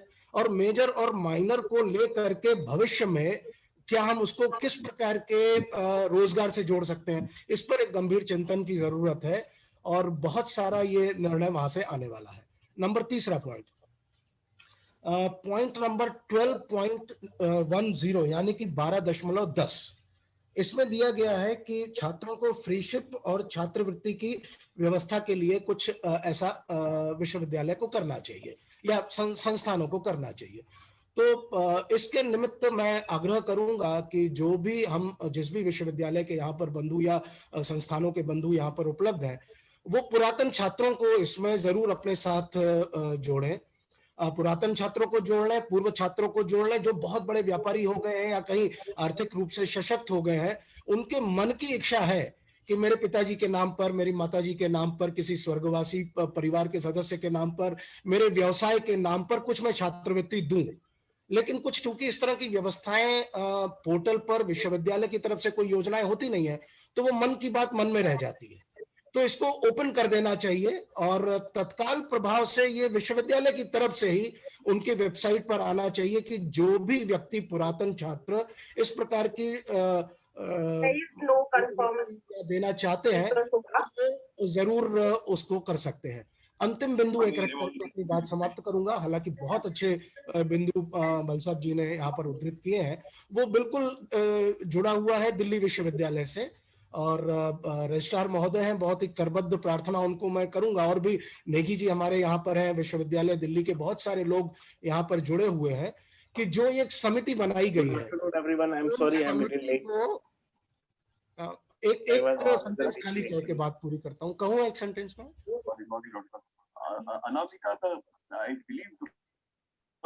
एक वाक्य और कहना चाहता हूँ, सिर्फ कहीं डिस्टर्बेंस हो जी। उसमें यह है कि उस समिति को ये लिखित में यह उनको बताया जाए प्रशासन के द्वारा कि आपने एक 40 लोगों की समिति, 45 लोगों की समिति बनाई है, सिर्फ उन पर केंद्रित न रहे, आप सभी विभागों को एक पत्र लिखें, उनके विभाग के अध्यक्षों को, वो अपने अपने विभाग में चिंतन करें और साथ साथ में कॉलेज के प्राचार्यों को वो एक पत्र लिखें और वो चिंतन करें, उनकी एक समरी, उनके बुलेट पॉइंट्स इनको दिए जाए और उसमें एक प्रश्न बहुत आवश्यक रूप से, एक बिंदु आवश्यक रूप से लिखा जाए कि पिछले कुछ वर्षों में कौन से ऐसे कोर्स रहे जो आप लोगों के आने के पहले समाप्त हो गए या आपके कार्य करते करते समाप्त हो गए, और उसके कारण अगर वो अच्छे कोर्स हैं तो उन्हें पुनः जीवित किया जाए, और अगर वो कोर्स समाप्त हो गए तो उन कारणों का विश्लेषण हो और नए कोर्स आप और कौन से इसमें ला सकते हैं। अंतिम एक बिंदु आप इसमें लिख लें दीपिका जी, इसमें जो दिल्ली विश्वविद्यालय का भारतीय वो हिंदी माध्यम कार्यान्वयन निदेशालय है, उसको यदि उसकी एक सीमाएं बढ़ानी है तो उसको हिंदी व भारतीय भाषा कार्यान्वयन निदेशालय बनाया जा सकता है, क्योंकि आने वाले कुछ वर्षों में, आने वाले 5 से 10 वर्षों के पश्चात, चाहे वो दिल्ली विश्वविद्यालय हो, जेएनयू हो या कोई और विश्वविद्यालय हो, जी रवि जी, भाषाओं के लोग आने वाले हैं। तो एक अंतिम सुझाव ये है, या तो उसका नाम रवि जी थोड़ा सा आपका अंतिम नहीं हो रहा है। जी, रवि जी आपसे अनुरोध करूंगी, संदीप जी ने चैट बॉक्स में एक लिंक दिया है जो हम सभी के लिए ओपन है, जिसमें हम अपने सुझाव दे सकते हैं। यहाँ मैं हम जरूर थोड़ा सा लिखूंगा। प्रयास करेंगे कि यदि हमारे मन में कोई प्रश्न है तो उन प्रश्न को हम यहाँ रख सकें ताकि हमारी जिज्ञासा थोड़ी शांत हो सके, और यदि कोई सुझाव हमारे पास है उसका हम आपको एक लिंक दिया गया है गूगल फॉर्म का, तो कृपया सुझाव हम सभी वहां पर अपने दे सकते हैं। जी जी माननीय अतुल जी सिर्फ वो मेजर और माइनर वाली बात स्पष्ट कर दें, बाकी हाँ जी, सुझाव रवि प्रकाश जी हो गया, रवि जी प्रकाश जी हो गया आपका। जी, ये मेरा निवेदन ये है कि यहाँ किसी स्पेसिफिक व्यक्ति को हम न कहें, क्योंकि यहाँ भी जो भी उपस्थित है वो सभी कार्यकर्ता के रूप में उपस्थित है। जी भाई जी। इसलिए हम लोगों ने जो रवि जी ने कहा है, तो हमने दिल्ली विश्वविद्यालय की समिति को मिलकर ये सारे सुझाव देने चाहिए, है ना। दिल्ली विश्वविद्यालय की समिति बनी, अच्छी बात है। तो हमारी एक टीम बनकर 4-5 लोग एक तैयार करके दिल्ली विश्वविद्यालय की समिति को जाकर मिलकर ये सारे सुझाव हमें देने चाहिए, तो दिल्ली विश्वविद्यालय की समिति फिर इस पर काम आगे करेगी। जी जी, धन्यवाद भाई जी। भाई जी, एक प्रश्न हमारे पास चैट बॉक्स में है, जहां पर बात की जा रही है कि 4 वर्षीय बीएड करने वाले छात्रों को इतना लंबा कोर्स करने के बाद यदि उनको जॉब नहीं मिलेगी तो उनको ये 4 वर्ष की डिग्री किस काम आएगी? तो क्या कोई ऐसा प्रावधान भी हो सकता है जिसमें 4 वर्ष का कोर्स करने के बाद जॉब से संबंधित कोई निश्चितता हो सके? नहीं, इसमें इंटीग्रेटेड कोर्स की व्यवस्था है ना, इसलिए 4 वर्ष में उनका बीएससी, बीए ये भी साथ साथ हो जाएगा और बीएड भी हो जाएगा, तो इसलिए उनके पास एक डिग्री तो रहेगी। इसलिए उस दिशा में आगे उसको कुछ और प्रयास करना है तो कर सकते हैं। तो इस दृष्टि से बीएड और दूसरा इंटीग्रेटेड, इसका क्या मतलब है कि आपका 12th होगा तो एक सही में जिसको शिक्षक बनना है ऐसे ही लोग उसमें फिर जाएंगे। जो कोई भी बीएड करने लगता है कि कहीं चला रहने दे। तो इस दृष्टि से, अरे बंद कर दीजिए भाई, आपका म्यूट करिए, फिर बात करिए आप घर में। तो इसलिए, और बीएड की दूसरी व्यवस्था भी है कि जिनको ग्रेजुएट पोस्ट ग्रेजुएट करने के बाद भी बीएड करना है तो वो भी यूनिवर्सिटी में होगा। वो 1 वर्ष 2 वर्ष का भी बीएड रहेगा, लेकिन वो यूनिवर्सिटी में व्यवस्था रहेगी, और कॉलेज लेवल पर ये 4 साल की व्यवस्था रहेगी। तो इसलिए उसमें 4 साल इंटीग्रेटेड है, इसलिए उसमें ग्रेजुएशन की डिग्री भी साथ साथ उनको होगी। जी, भाई जी, एक और प्रश्न है कि जब हम भारतीय भाषाओं के विकास और उसको शिक्षा में एक माध्यम के रूप में देख रहे हैं, पर हम इसको शिक्षा नीति में कंपल्सरी नहीं कर रहे हैं, तो ऐसे में कितना जो है ये प्राइवेट स्कूल या ऐसे विद्यालय जहां पर ये कंपल्सरी नहीं होगा और वो इसको लागू कर पाएंगे, ये हम कहाँ तक इसको देख पाते हैं? इसमें 2 बातें हैं कि ये राज्य सरकार पर एक विषय छोड़ा गया है कि राज्य सरकार इस पर निर्णय करे, क्योंकि विद्यालय शिक्षा ये लगभग संपूर्ण राज्य सरकारों के हाथ में है, तो राज्य सरकार को निर्णय करना है, नंबर 1 बात है। नंबर 2 बात इसमें हर्डल ये है कि एक सर्वोच्च न्यायालय का जो निर्णय है, सुप्रीम कोर्ट का एक जजमेंट है, वो इसमें थोड़ा हर्डल है, क्योंकि सुप्रीम कोर्ट ने उस समय ऐसा कह दिया है कि मातृभाषा कौन सी ये तय करने का अधिकार उस परिवार का है, इसलिए वो सरकार नहीं तय कर सकती है। ऐसा जजमेंट एक सुप्रीम कोर्ट का देने के कारण अगर ये कंपलसरी करते तो कई लोग न्यायालय में जा सकते तो बात रुक जाती है टोटलिटी। तो इसलिए ये विवाद न खड़ा हो और कोई कोर्ट में जाकर चैलेंज न कर सके, इसलिए थोड़ा इस प्रकार का सरकारी नीति में प्रावधान करना पड़ा है सरकार को। तो ये एक समस्या है, तो इसलिए इसका हमारे अपने यहाँ विचार चल रहा है कि सुप्रीम कोर्ट में इसको चुनौती कैसे दिया जाए, जजमेंट को भी, इसका भी अपने भारतीय भाषा का जो काम करने वाले लोग विचार कर रहे हैं, वो अति शीघ्रता से वो काम भी हमने करना चाहिए। परंतु शिक्षा नीति में जो बात ये कही गई है उसको लेकर हमने देशव्यापी एक जितना अभियान हम आगे बढ़ाएंगे उतना वातावरण बनता जा रहा है। आज हर जगह पर ये बात हो रही है कि भाई मातृभाषा में शिक्षा कैसे करेंगे, क्या करेंगे, इसकी चर्चा शुरू हो गई। तो ये हम वातावरण जितना अच्छा बनाएंगे तो ये बातें अनिवार्य लिखना है, मजबूरी न लिखना है ये सरकार की, इसलिए नहीं आया है, लेकिन वो वास्तविक जो इस भावना है उसमें इस दिशा में क्रियान्वित कर सकते हैं। दूसरा मेरा कहना है कि इसमें प्रश्न है आप मालूम नहीं, लेकिन ये सबके लिए है। मैं जब जेएनयू में एक बार संगोष्ठी थी शिक्षा नीति और भारतीय भाषाएं, तो उस विषय पर मेरे व्याख्यान के बाद बहुत सारे 40-45 मिनट प्रश्नोत्तर चला।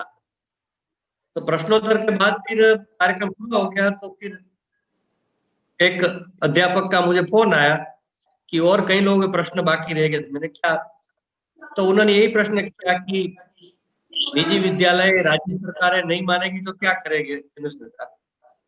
मैंने कहा निजी विद्यालय क्या करेंगे, राज्य सरकार क्या करेंगे, छोड़ दीजिए। मैंने कहा पहले हम मान रहे हैं कि नहीं, जो प्रश्न पूछने वाले व्यक्ति है वो हम मान रहे हैं कि नहीं कि हम अपने बच्चों को, सरकार ने कोई कंपल्सरी तो नहीं किया है कि आप अंग्रेजी माध्यम में पढ़ाइए, तो हम हमारे बच्चे को मातृभाषा विद्यालय में पढ़ाएंगे क्या। शुरुआत तो क्रियान्वयन की वहां से होगी, विद्यालयों की सरकार की बात तो बाद में आएगी। तो जो अपने हाथ में हो तो हम शुरू कर सकते हैं, तो मुझे लगता है कि उसकी ज्यादा आवश्यकता है। हम अगर ठीक वातावरण बनाएंगे और हम भी इसी दिशा में पहला कदम अपने द्वारा उठाएंगे तो धीरे धीरे निजी विद्यालय और सरकार भी दिशा में आगे बढ़ेगी। आज निजी विद्यालय क्यों अंग्रेजी माध्यम में ज्यादा पढ़ा रहे हैं, क्योंकि हम लोग ही उस लाइन में लगे हुए हैं, अंग्रेजी माध्यम की लाइन में। तो फिर वो तो उनको तो अधिकतर निजी विद्यालय को तो व्यवस्था है, धंधा है, तो फिर इसमें लोग आकर्षण हो गए वो करेंगे। तो इसलिए सामाजिक स्तर पर ये वातावरण बनाना ये भी एक हमारा काम है साथ साथ, और इसकी शुरुआत क्रियान्वयन की स्वयं से होगी, तभी ये सफल होगा। जी रितिका जी, आगे अपना समय जो इस चर्चा का था वो यहाँ समाप्त होता है। और इसी प्रकार है कि यदि आपके प्रश्न या सुझाव हो तो जो हमने लिंक भेजा है आप उसमें लिख दें, और शीघ्र ही हम फिर दोबारा इस तरह की कोई बैठक करेंगे जिसमें आप सब अपने सुझाव और जो प्रश्न हैं फिर से रख सकेंगे। अभी के लिए हम इस सत्र को यहाँ पर पूरा करते हैं और रितिका जी से प्रार्थना है कि आगे इस सत्र को बढ़ाएं। जी धन्यवाद संदीप जी। जैसा संदीप जी ने कहा कि लिंक चैट बॉक्स में दे दिया गया है, हम अपने प्रश्न एवं सुझाव उस लिंक में भी पोस्ट कर सकते हैं। इस कार्यशाला के अगले कार्यक्रम को लेते हुए शिक्षा नीति क्रियान्वयन समिति के दायित्व की घोषणा हेतु आज हमारे समक्ष श्री देशराज शर्मा जी उपस्थित हैं। श्री देशराज शर्मा जी चरित्र निर्माण एवं व्यक्तित्व के समग्र विकास के राष्ट्रीय संयोजक हैं।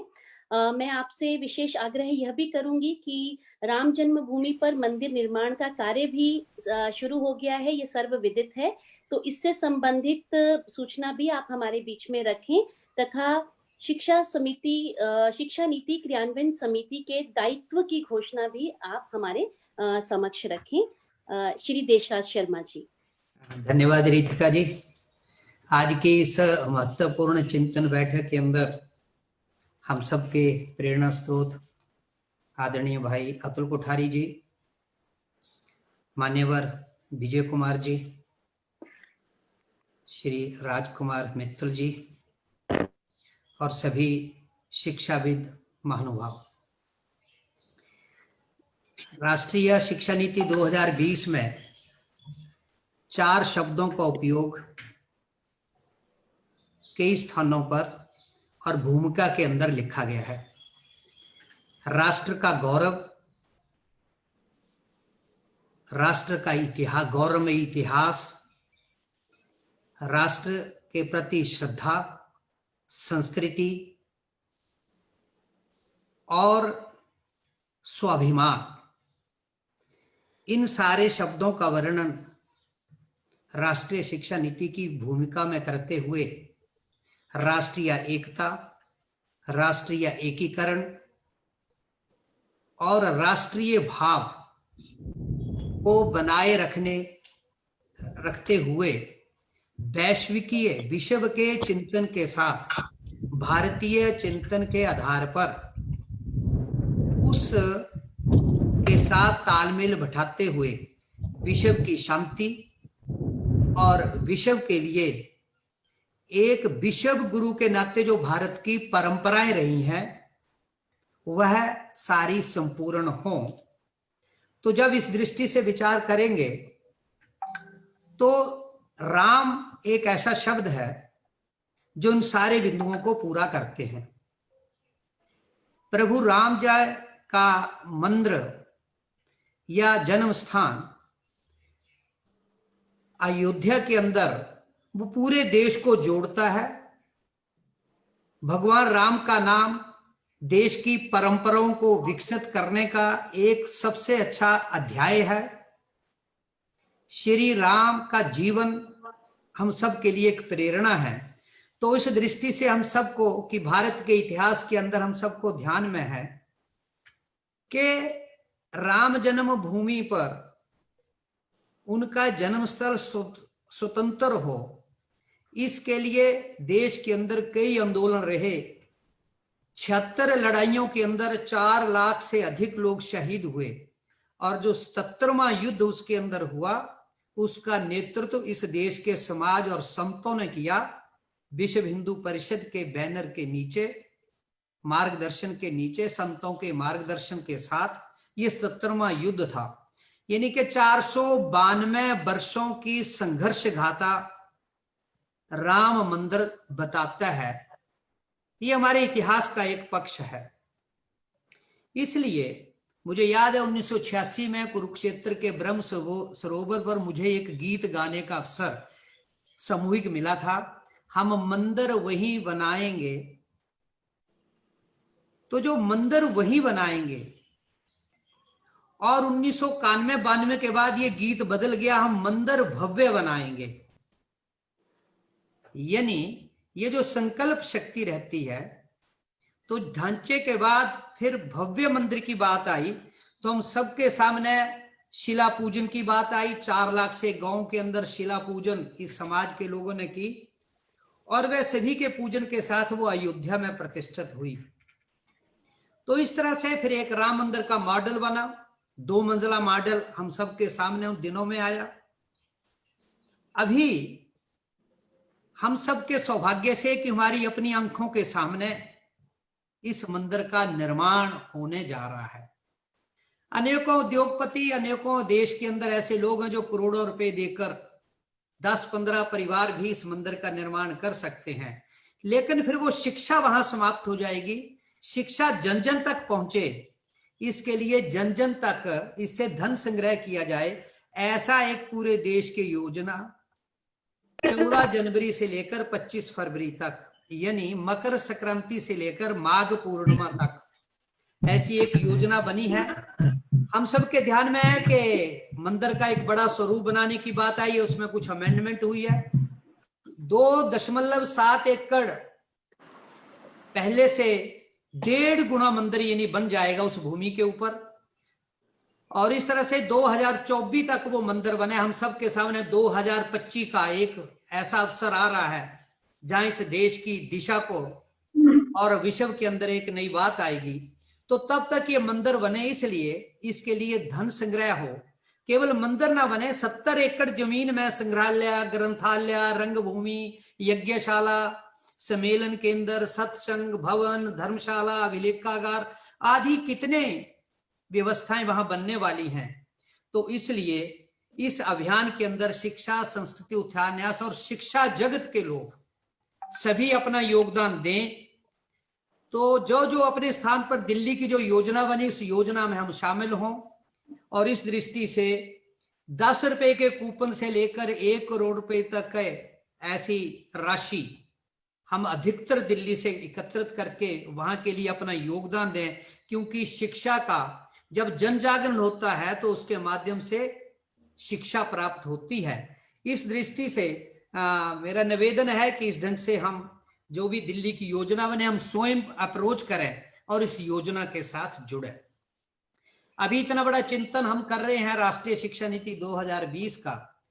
अब इस माननीय भाई जी ने जैसे कहा, पिछली नीतियों का उदाहरण दिया कि साहब अभी नीतियां लगभग ठीक रहती हैं, लेकिन क्रियान्वयन पक्ष को और क्रियान्वयन पक्ष को सरकार करेगी, सरकार के आदेश करेंगे कि स्टेक होल्डर करेंगे? ये प्रश्न हमारे सामने है। स्टेक होल्डर जब सोच लेता है, विचार कर लेता है, तो वो सारी व्यवस्थाएं पूरी हो जाती हैं। इस दृष्टि से एक टोली ने दिल्ली प्रांत के लिए इसकी क्रियान्वयन समिति बनाई जाए, ऐसा विचार कार्यकर्ताओं ने बैठकर दिल्ली की जो टोली है क्षेत्र से विचार करके उसका एक निर्णय लिया है। उस टोली के नाम मैं आपके सम्मुख प्रस्तुत करता हूं।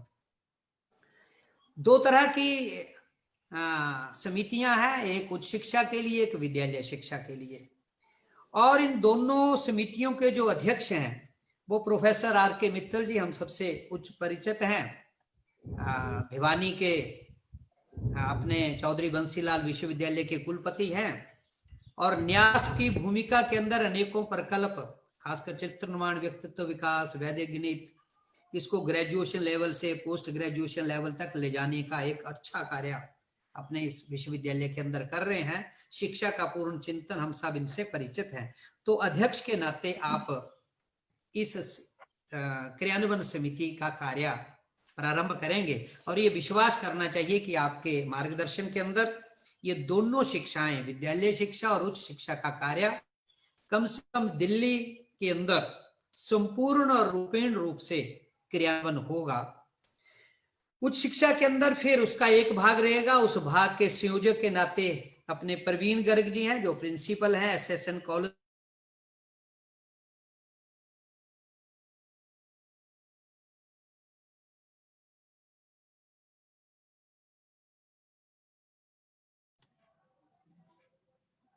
जी रितिका जी, आवाज आ रही है क्या? नहीं जी, शायद कोई तकनीकी है बीच में इशू। मैं एक मिनट बात कर, वीडियो भी होल्ड हो गया है।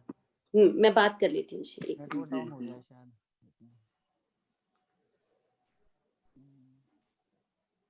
कृपया सभी अपना माइक बंद रखें।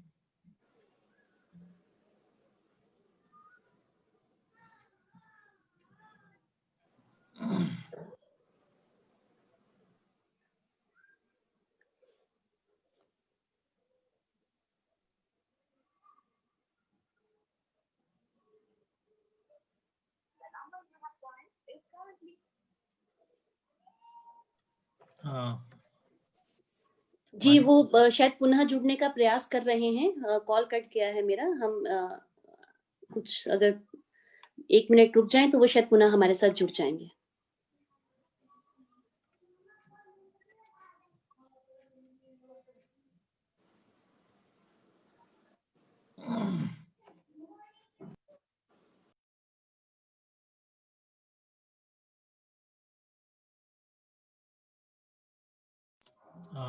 जगराम भाई साहब,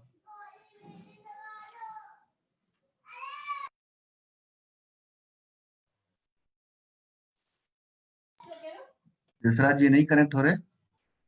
जी अभी नहीं हो पा रहे हैं, बैंडविड्थ ड्रॉप हो गई होगी उनकी या लाइट चली गई है शायद। जी जी जी जी। तो नेट देखते हो भाई साहब, जैसा आपका निवेदन हो। हाँ हाँ, संदीप जी जुड़ रहे हैं, वो कनेक्ट कर रहे हैं जी। हाँ, पावर कट की वजह से डिस्कनेक्ट हो गया था, वो कर रहे हैं कनेक्ट। जी हाँ, आ गए जी।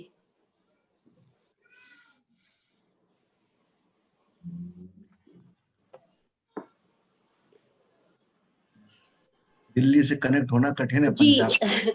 जी, देशराज शर्मा जी पुनः हमारे बीच में आ गए हैं। जी जी नेटवर्किंग है तो जी, नेटिंग करने के लिए उसकी अपनी मिजाज भी है और अपना सिस्टम भी है। तो मैं बात कर रहा था कि डॉक्टर बलराम पानी जी, आप डीन ऑफ कॉलेज दिल्ली विश्वविद्यालय से हैं। प्रोफेसर सीवी शर्मा जी, हम सब जानते हैं कि इग्नू के प्रोफेसर हैं और अनेकों दायित्वों का आपने निर्वाह किया है। भाई साहब, क्रम बदल गया, ऊपर से प्रवीण गर्ग जी से शुरू कर। प्रवीण गर्ग, देशराज भाई साहब, ABVIMS and doctor RM hospital के अंदर प्रोफेसर रमेश भारद्वाज जी, आप देशराज जी प्रारंभ से शुरू करिएगा। प्रवीण गर्ग जी से शुरू करिए। प्रवीण गर्ग जी से। प्रवीण गर्ग जी का परिचय करवा तो दिया था, चलो मैं दोबारा। प्रवीण गर्ग जी, हमारे जगराम जी कह रहे हैं कि बहुत सारे लोग शायद सुन नहीं पाए हों। हाँ जी, हाँ जी। तो प्रवीण गर्ग जी इस उच्च शिक्षा समिति के जो उच्च शिक्षा है, इस समिति के संयोजक के नाते कार्य देखेंगे, जो एसएसएन कॉलेज के अंदर प्रिंसिपल हैं। इनके साथ सदस्य के नाते जो पूरी टीम रहेगी, मैं उनके नाम आपके सामने प्रस्तुत कर रहा हूं। डॉक्टर संजीव कुमार वार्षणे जी, आप adviser and head department of science and technology. Doctor Pramod Kumar ji, अभी जो कुल सचिव के नाते जवाहरलाल नेहरू विश्वविद्यालय दिल्ली के अंदर है। डॉक्टर विकास गुप्ता जी, आप भी कुल सचिव दिल्ली विश्वविद्यालय के अंदर। डॉक्टर बलराम पानी जी, आप डीन ऑफ कॉलेज हैं दिल्ली विश्वविद्यालय के अंदर। हमारे प्रोफेसर सीवी शर्मा जी इग्नू के अंदर हैं। डॉक्टर अनिल कुमार वार्षणे जी, आप प्रोफेसर ऑफ मेडिसिन हैं डॉक्टर आरएमएल हॉस्पिटल के अंदर। प्रोफेसर रमेश भारद्वाज जी दिल्ली यूनिवर्सिटी के अंदर। प्रोफेसर गिरीश चंद्र पंत जी, आप प्रोफेसर हैं जामिया मिलिया इस्लामिया केंद्रीय विश्वविद्यालय के अंदर। और इस तरह से प्रोफेसर राजीव कपूर जी, आप दिल्ली टेक्निकल यूनिवर्सिटी के अंदर प्रोफेसर हैं। प्रोफेसर अविनाश सिंह जी, आप प्रोफेसर नेपा के अंदर न्यू दिल्ली के अंदर। Doctor Neelam Patel ji, senior advisor agriculture NITI Aayog government of India. Professor Rajiv Gupta ji, chairman NCWEB। Doctor Pramod Kumar ji, Indian Institute of Mass Communication Delhi, आप पहले पूर्व के अंदर धर्मशाला के अंदर थे। प्रोफेसर सरोज शर्मा जी, इंद्रप्रस्थ विश्वविद्यालय Nai Delhi. Doctor Mamta Agarwal, joint secretary AIOU। ये उच्च शिक्षा की समिति एक तय की है कार्यकर्ताओं ने सारी दिन विचार करके।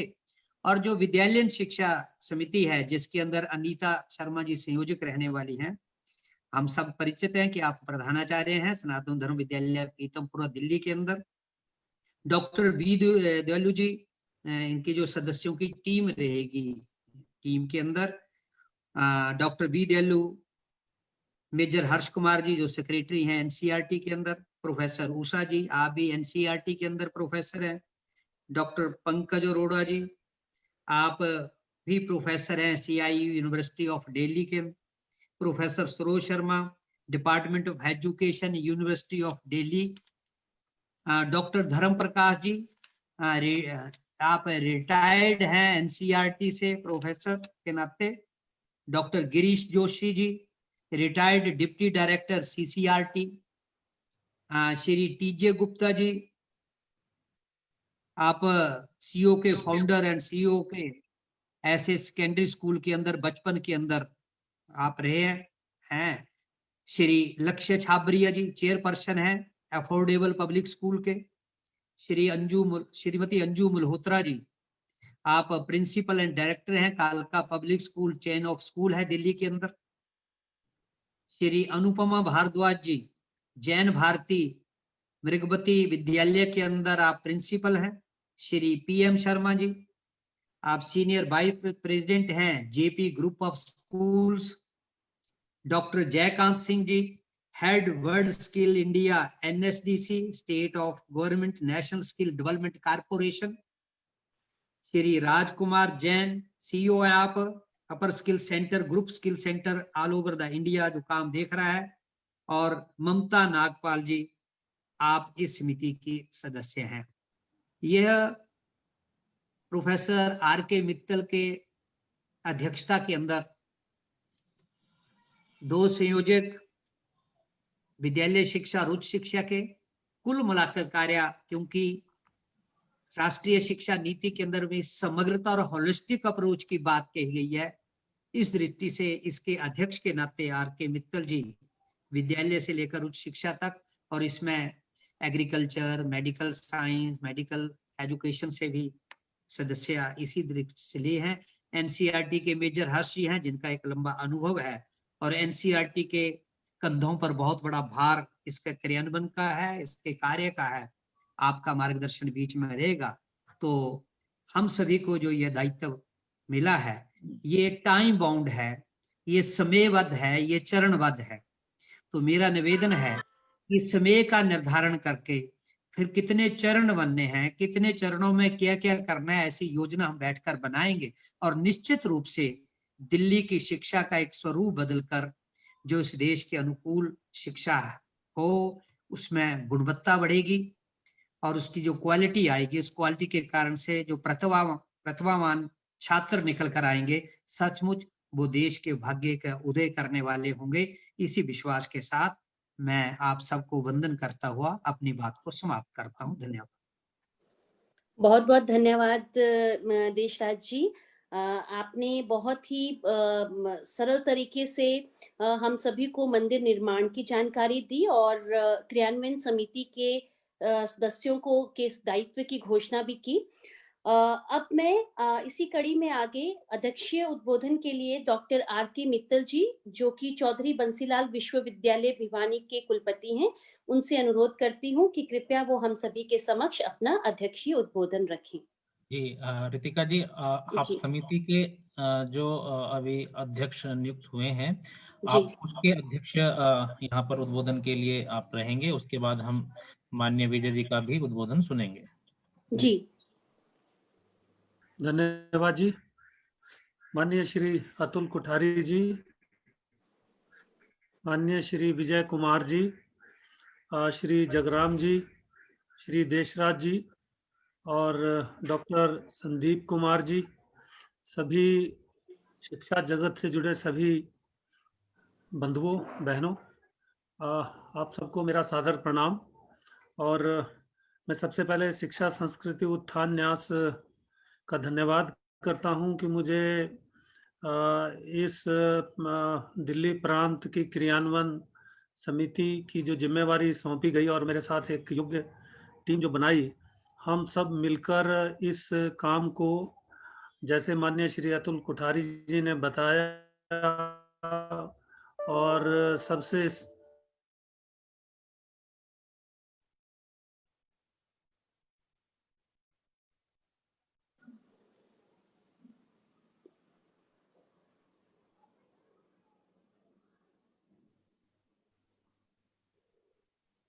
डॉक्टर मित्तल जी, आपसे अनुरोध है, कुछ तकनीकी इशू है शायद, हम आपकी आवाज साफ से नहीं सुन पा रहे हैं। यदि आप वीडियो बंद कर दें तो शायद आवाज हमें साफ आ जाएगी। बैठक की तारीख सूचित करो ना।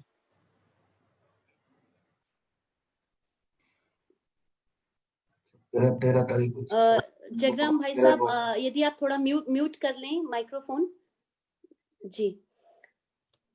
डॉक्टर मित्तल जी से अनुरोध है, यदि आप वीडियो बंद करके पुनः हमसे संपर्क स्थापित कर सकें।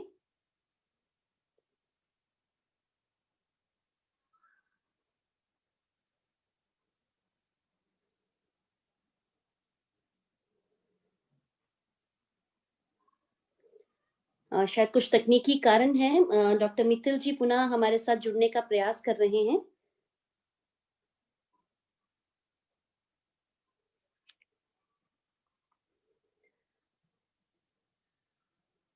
संदीप जी, आपसे आग्रह है, एक बार डॉक्टर मित्तल जी से संपर्क कीजिए। हम किसी तकनीकी कारण से वो जुड़ नहीं पा रहे हैं शायद।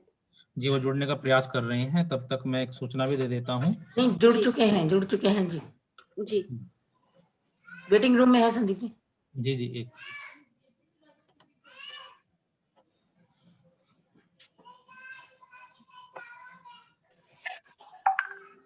हेलो। जी सर, हम सुन पा रहे हैं। मैं क्षमा चाहूंगा जी, ये बीच में इंटरनेट की प्रॉब्लम आई।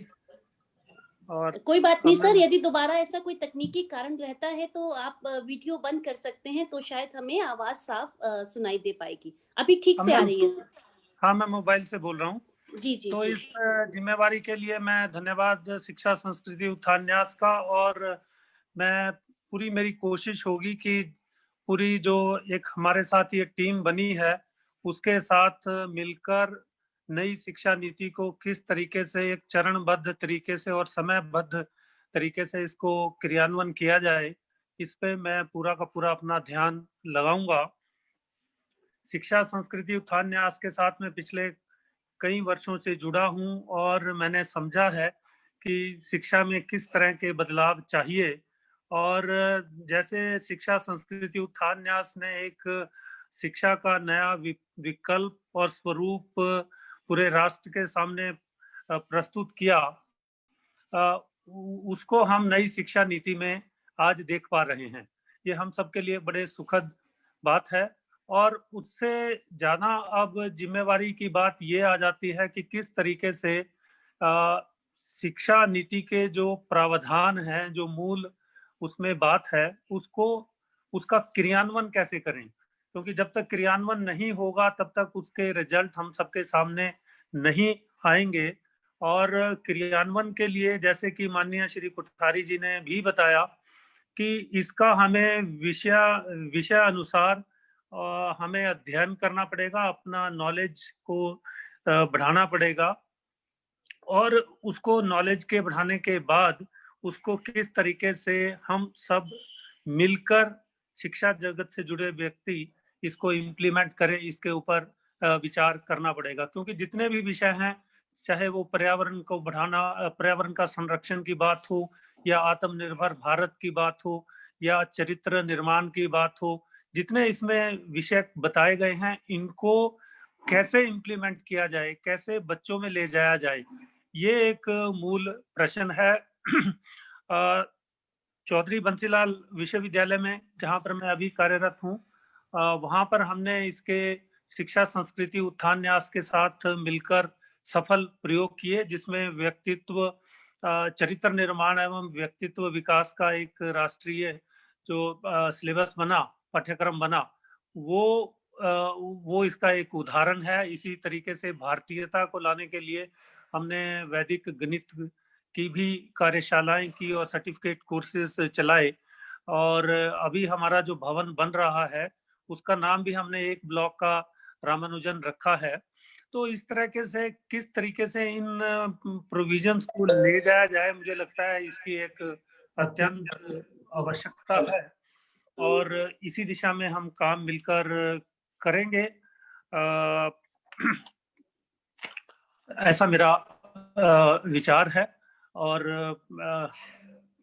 बाकी मुझे लगता है कि इसके लिए जितनी ज्यादा कार्यशालाएं और जितना ज्यादा ज्ञान और जितना ज्यादा एक डिस्कशन के साथ एक सीमाबद्ध चरणबद्ध तरीके से हम मिलकर सारे के सारे प्रोविजंस को, जो शिक्षा नीति में बातें कही गई हैं, इनको मैं पूरा इम्प्लीमेंट करने का आप सबके साथ मिलकर और माननीय श्री अतुल कोठारी जी की दिशा निर्देश और मार्गदर्शन में इसको पूरा करेंगे। यही बात मुझे आज यहाँ पर कहनी थी। धन्यवाद। बहुत बहुत धन्यवाद डॉक्टर मित्तल जी। मुझे पूरी आशा है कि आपके मार्गदर्शन में निसंदेह हम सभी मिलकर क्रियान्वयन के उद्देश्यों की पूर्ति के लिए प्रयास करेंगे। इसी कड़ी में आज हमारा ये सौभाग्य है कि हमारे बीच राष्ट्रीय स्वयंसेवक संघ से उत्तर क्षेत्र सह कार्यवाह माननीय विजय कुमार जी हमारे बीच उपस्थित हैं। मैं माननीय विजय कुमार जी से अनुरोध करती हूँ कि वह दायित्व बोध और उसमें हमारी भूमिका, इस पर हम सभी के बीच अपने विचार रखें। माननीय विजय कुमार जी। धन्यवाद रितिका जी। थोड़ा कोई संकेत कर देंगे कि समय की मर्यादा तो आगे गई है, तो मुझे भी उसी समय में आगे जाना पड़ेगा, ऐसा लग रहा है। जी कोई दिक्कत नहीं वैसा जा सकते हैं, आ सकते हैं। ठीक है। तो शिक्षा संस्कृति उत्थान न्यास दिल्ली द्वारा आयोजित इस समग्र कार्यशाला में श्री R.K. मित्तल जी और जो सारगर्भित शिक्षा नीति के संदर्भ में हम सबको बताया गया, माननीय अतुल जी कोठारी, न्यास के सभी अन्य अधिकारीगण और इस कार्यशाला में भागीदारी कर रहे शिक्षाविद, विद्युतजन, महानुभाव एवं मातृशक्ति। आज की इस कार्यशाला में शिक्षा नीति को हमने कुछ बिंदुओं में सुना, उस पर सुझाव और प्रश्न भी आए, और इसका क्रियान्वयन करने के लिए एक समिति 2 प्रकार की उसकी भी घोषणा हुई। अब इस अंतिम पड़ाव में दायित्व बोध और अपनी भूमिका, इस संदर्भ में कुछ बातें जो आप सब जानते हैं वो पुनः स्मरण के लिए समय मर्यादा में मैं रखने का प्रयत्न करूंगा। थोड़ा पृष्ठभूमि में जाऊंगा और जो माननीय अतुल भाई जी ने सारा विषय रखा उसको थोड़ा व्यापक करूंगा। तो 7 बिंदु आपके सम्मुख रखता हूं।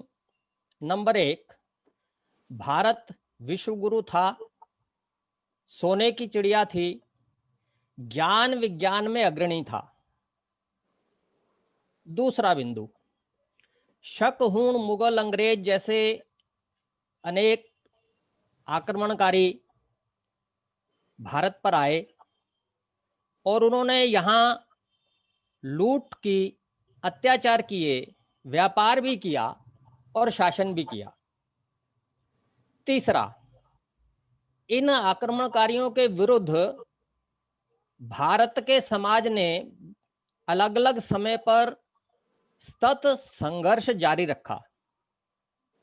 नंबर 4, 1857 प्रथम स्वतंत्रता संग्राम, वो एक ऐसा टर्निंग पॉइंट इस सारे संदर्भ में हम देखते हैं।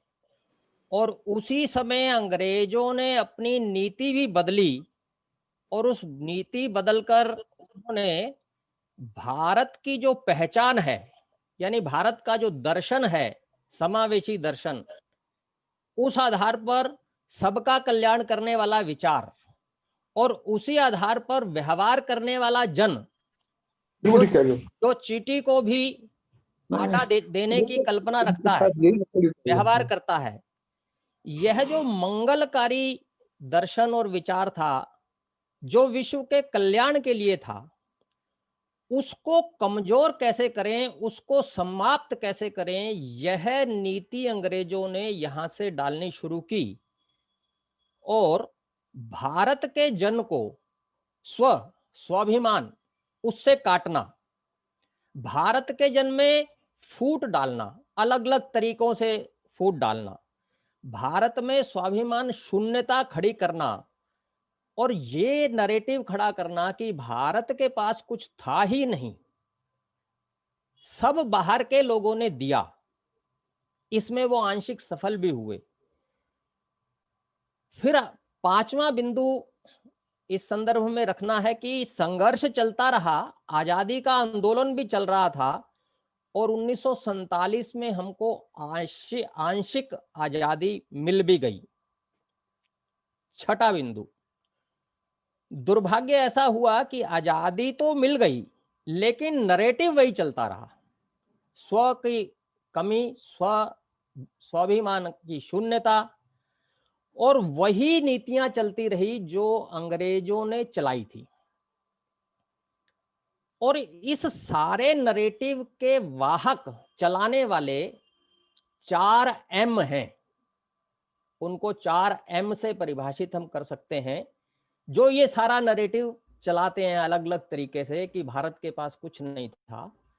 उसमें एक है मैकाले पुत्र, दूसरा है मार्क्स का पीछा करने वाले कम्युनिस्ट, तीसरे हैं मिशनरीज जो ईसाईयत, पश्चिम की सारी चर्चा यहां थोपते हैं, और चौथे हैं वो वर्ग, उस मुस्लिम समाज का कुछ वर्ग जो जिहादी मानसिकता रखता है। तो ये 4 M इस नैरेटिव को चलाते रहते हैं। 7वां, लेकिन इस सारे के साथ साथ समाज जागरण, समर्थ भारत बनाने का प्रयत्न ये चलता रहा और पिछले कुछ वर्षों से, लगभग 10-15 वर्षों से उसमें कुछ सफलता मिलती हम देख रहे हैं, जो इन 4 M को हजम नहीं होती है। यह एक 7 बिंदुओं की पृष्ठभूमि संक्षेप में मैंने आपके